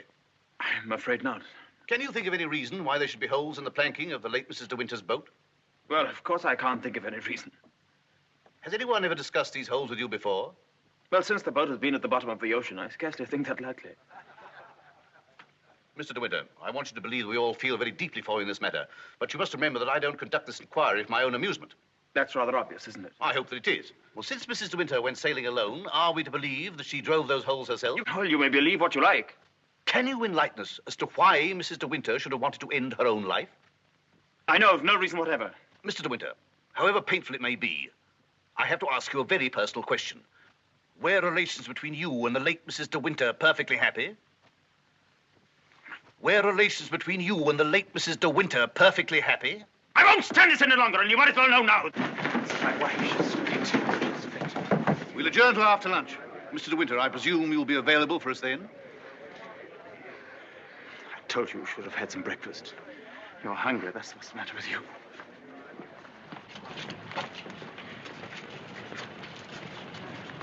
Mr. Frith thought you might like to have some lunch from the house and sent me with it. Oh, that's fine, man. And can you pull around the corner? Very good.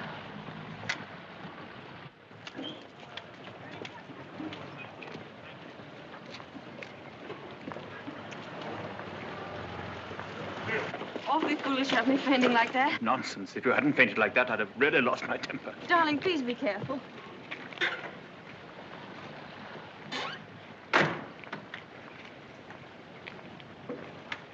Darling, if you wait here a few moments, I'll see if I can find old Frank. Of course, darling. Don't worry about me. I'll be all right.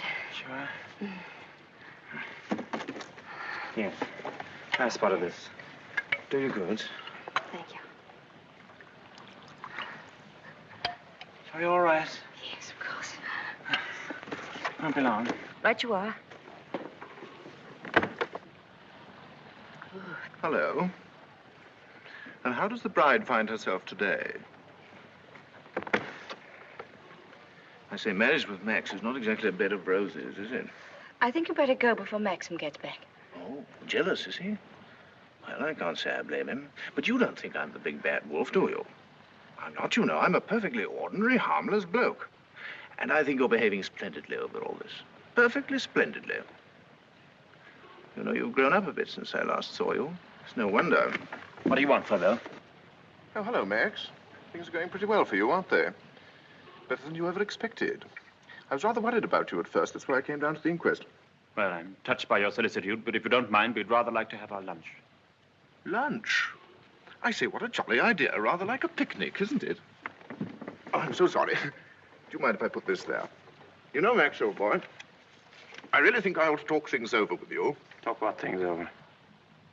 Well, those holes in the planking, for one thing. Those holes that were drilled from the inside. Oh, Mullen. Yes, sir? Would you, like a good fellow, have my car filled with petrol? It's almost empty. Very good, sir. And Mullen, close the door, will you? Yes, sir. Does this bother you?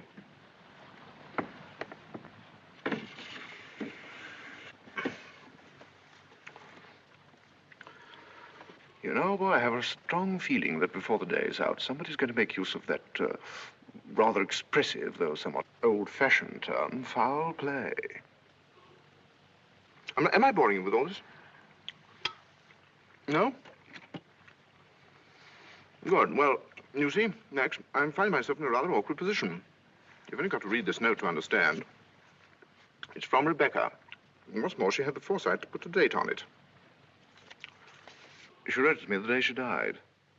Incidentally, I was out on a party on that night, so I didn't get it until the next day. And what makes you think that note would interest me?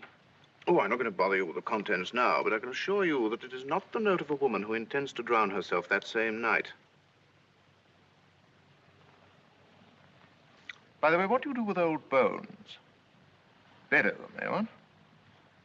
However, for the time being... You know, Max, I'm getting awfully fed up with my job as a motor car salesman. I don't know if you've ever experienced the feeling of driving an expensive motor car that isn't your own, but it can be very, very exasperating. You know what I mean. You want to own the car yourself. I've often wondered what it'd be like to retire to the country, have a nice little place with a few acres of shooting. I've never figured out what it would cost a year, but I'd like to talk about it with you. I'd like to have your advice on how to live comfortably without hard work. Hello, Favell. Are you looking for me, Maxim? Yes. Mr. Favell and I have a little business transaction on hand. I think we had better conduct it over at the inn. They may have a private room there. Well, see you later. Find Colonel Julian. Tell him I want to see him immediately. Come on, Favell, let's go.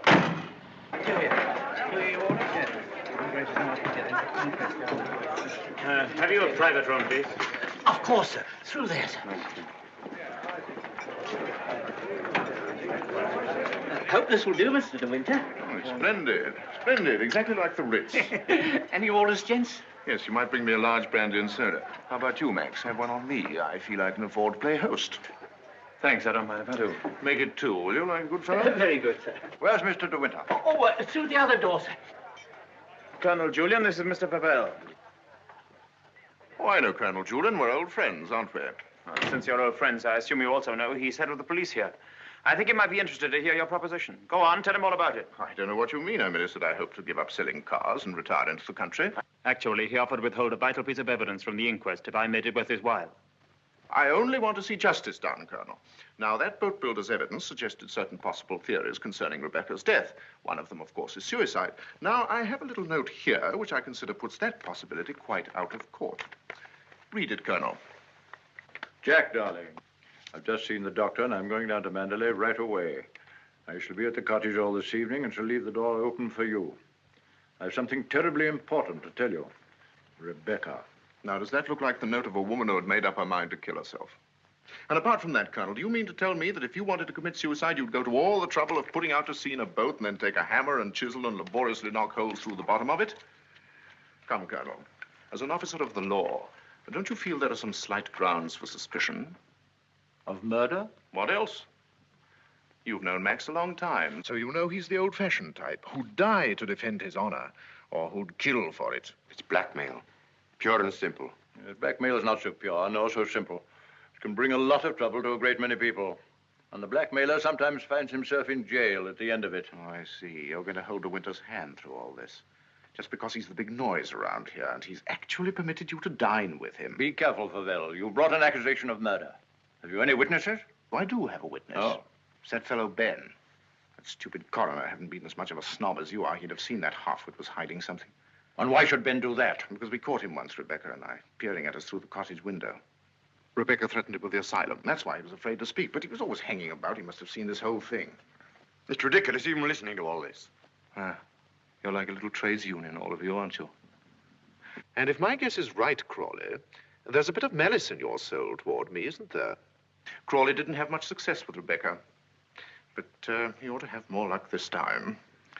And the bride will be grateful for your fraternal arm, Crawley, in a week or so. Every time she faints, in fact.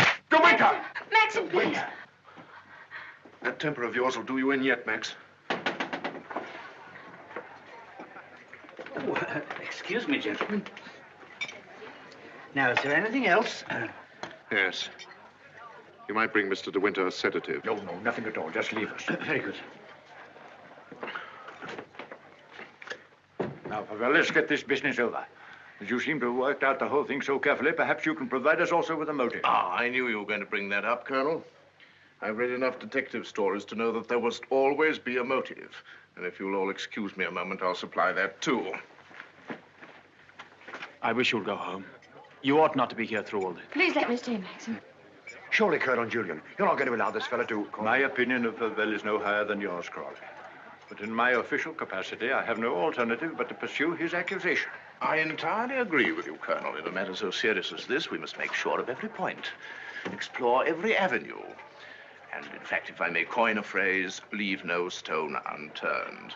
Ah, here she is, the missing link, the witness who will help supply the motive.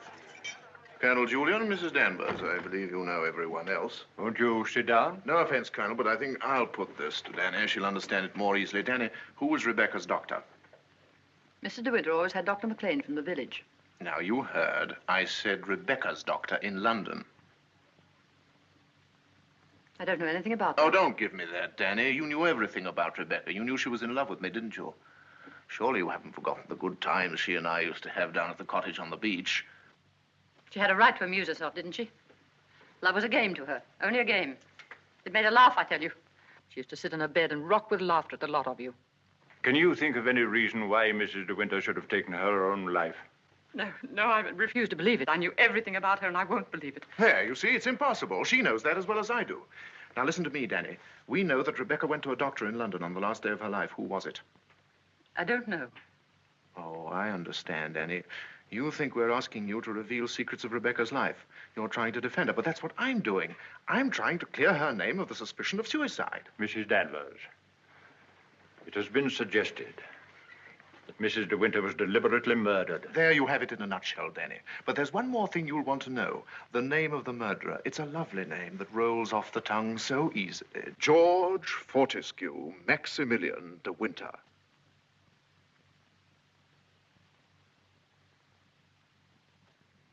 Was a doctor. Mrs. De Winter sometimes went to him privately. She used to go to him even before she was married. We don't want reminiscences, Danny. What was his name?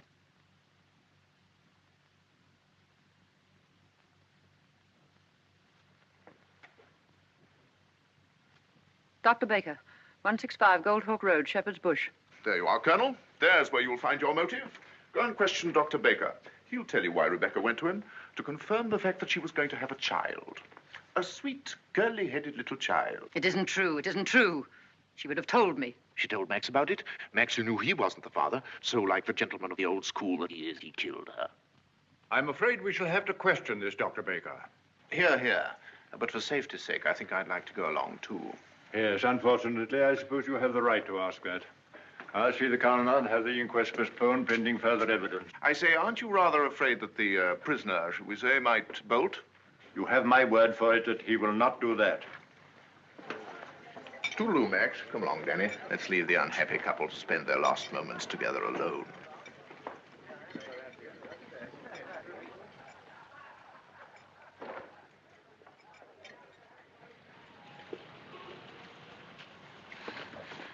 Are you sure you don't want me to go with you, Max?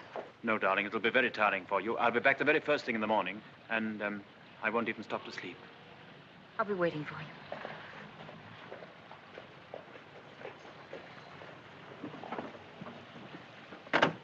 Ready, Maxim? Yes. You two go on ahead. I'll follow with Pavel.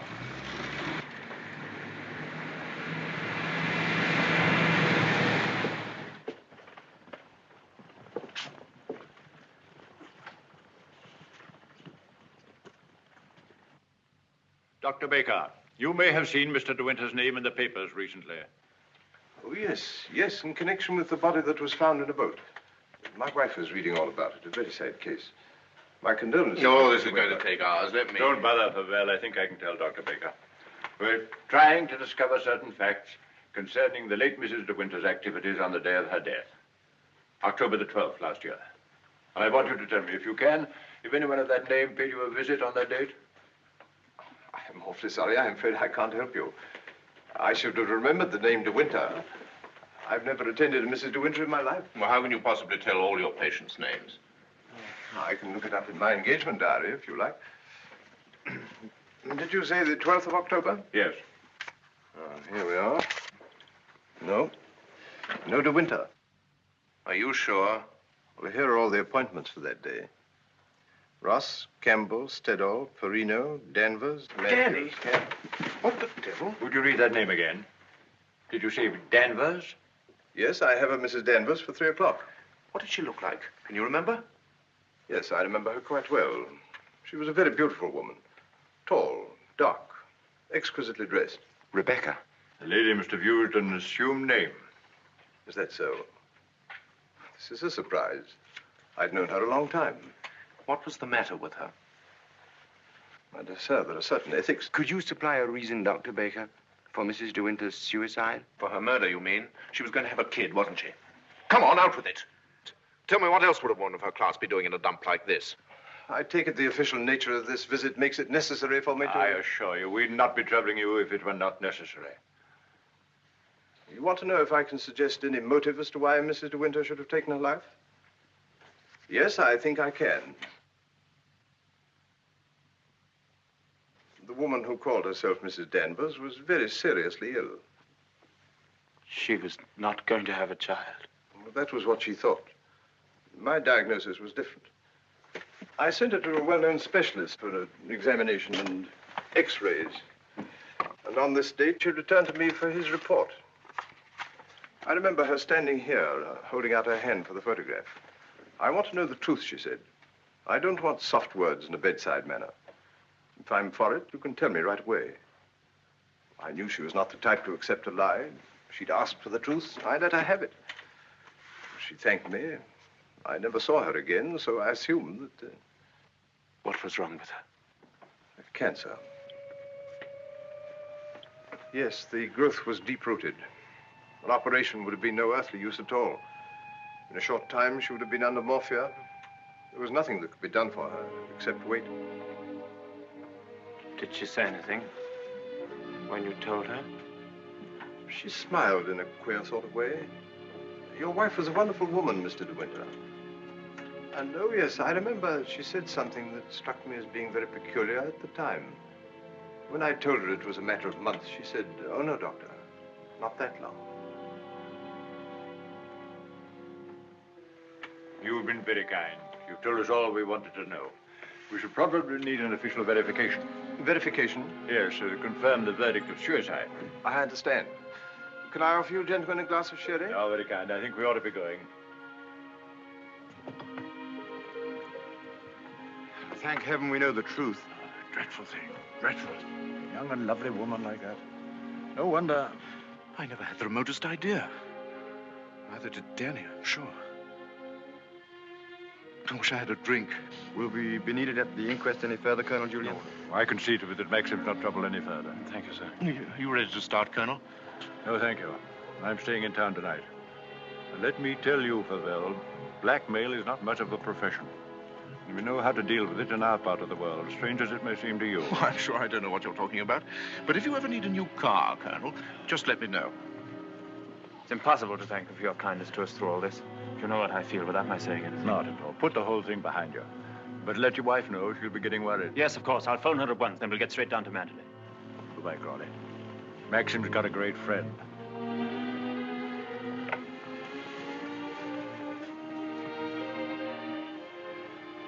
Frank, Yes, Maxim? Something you don't know. Oh, no, there isn't.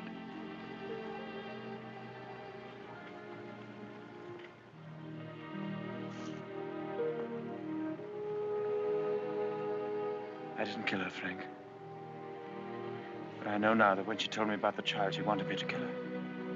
She lied on purpose. She foresaw the whole thing. That's why she stood there laughing when she... Don't think about it anymore. Thank you, Frank. Hello, Danny. I just wanted to tell you the news. Rebecca held out on both of us. She had cancer. Yes, suicide. And now Max and that dear little bride of his will be able to stay on at Manderley and live happily ever after. Bye-bye, Danny. This your car, sir? Yes? Will you be going soon? This isn't a parking place, you know. Oh, isn't it? Well, people are entitled to leave their cars outside if they want to. It's a pity some of you fellows haven't anything better to do. When you phoned, did she say she'd wait up? I asked her to go to bed, but she wouldn't hear of it. I wish I could get some more speed out of this thing. Is something worrying you, Maxim? I can't get over the feeling something's wrong.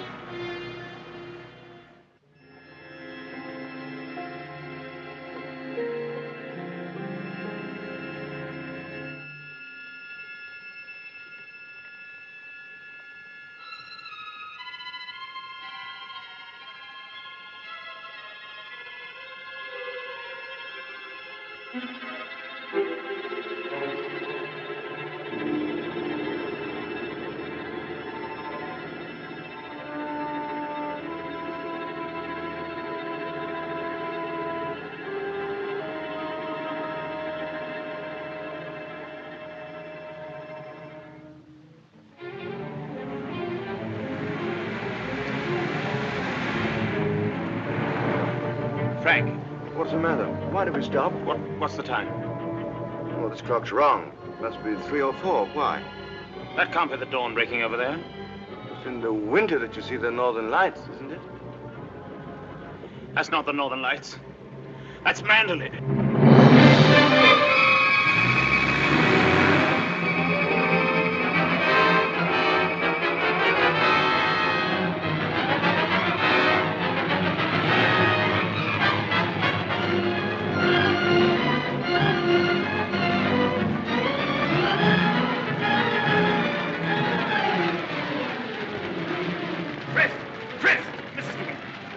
I thought I saw her. Where?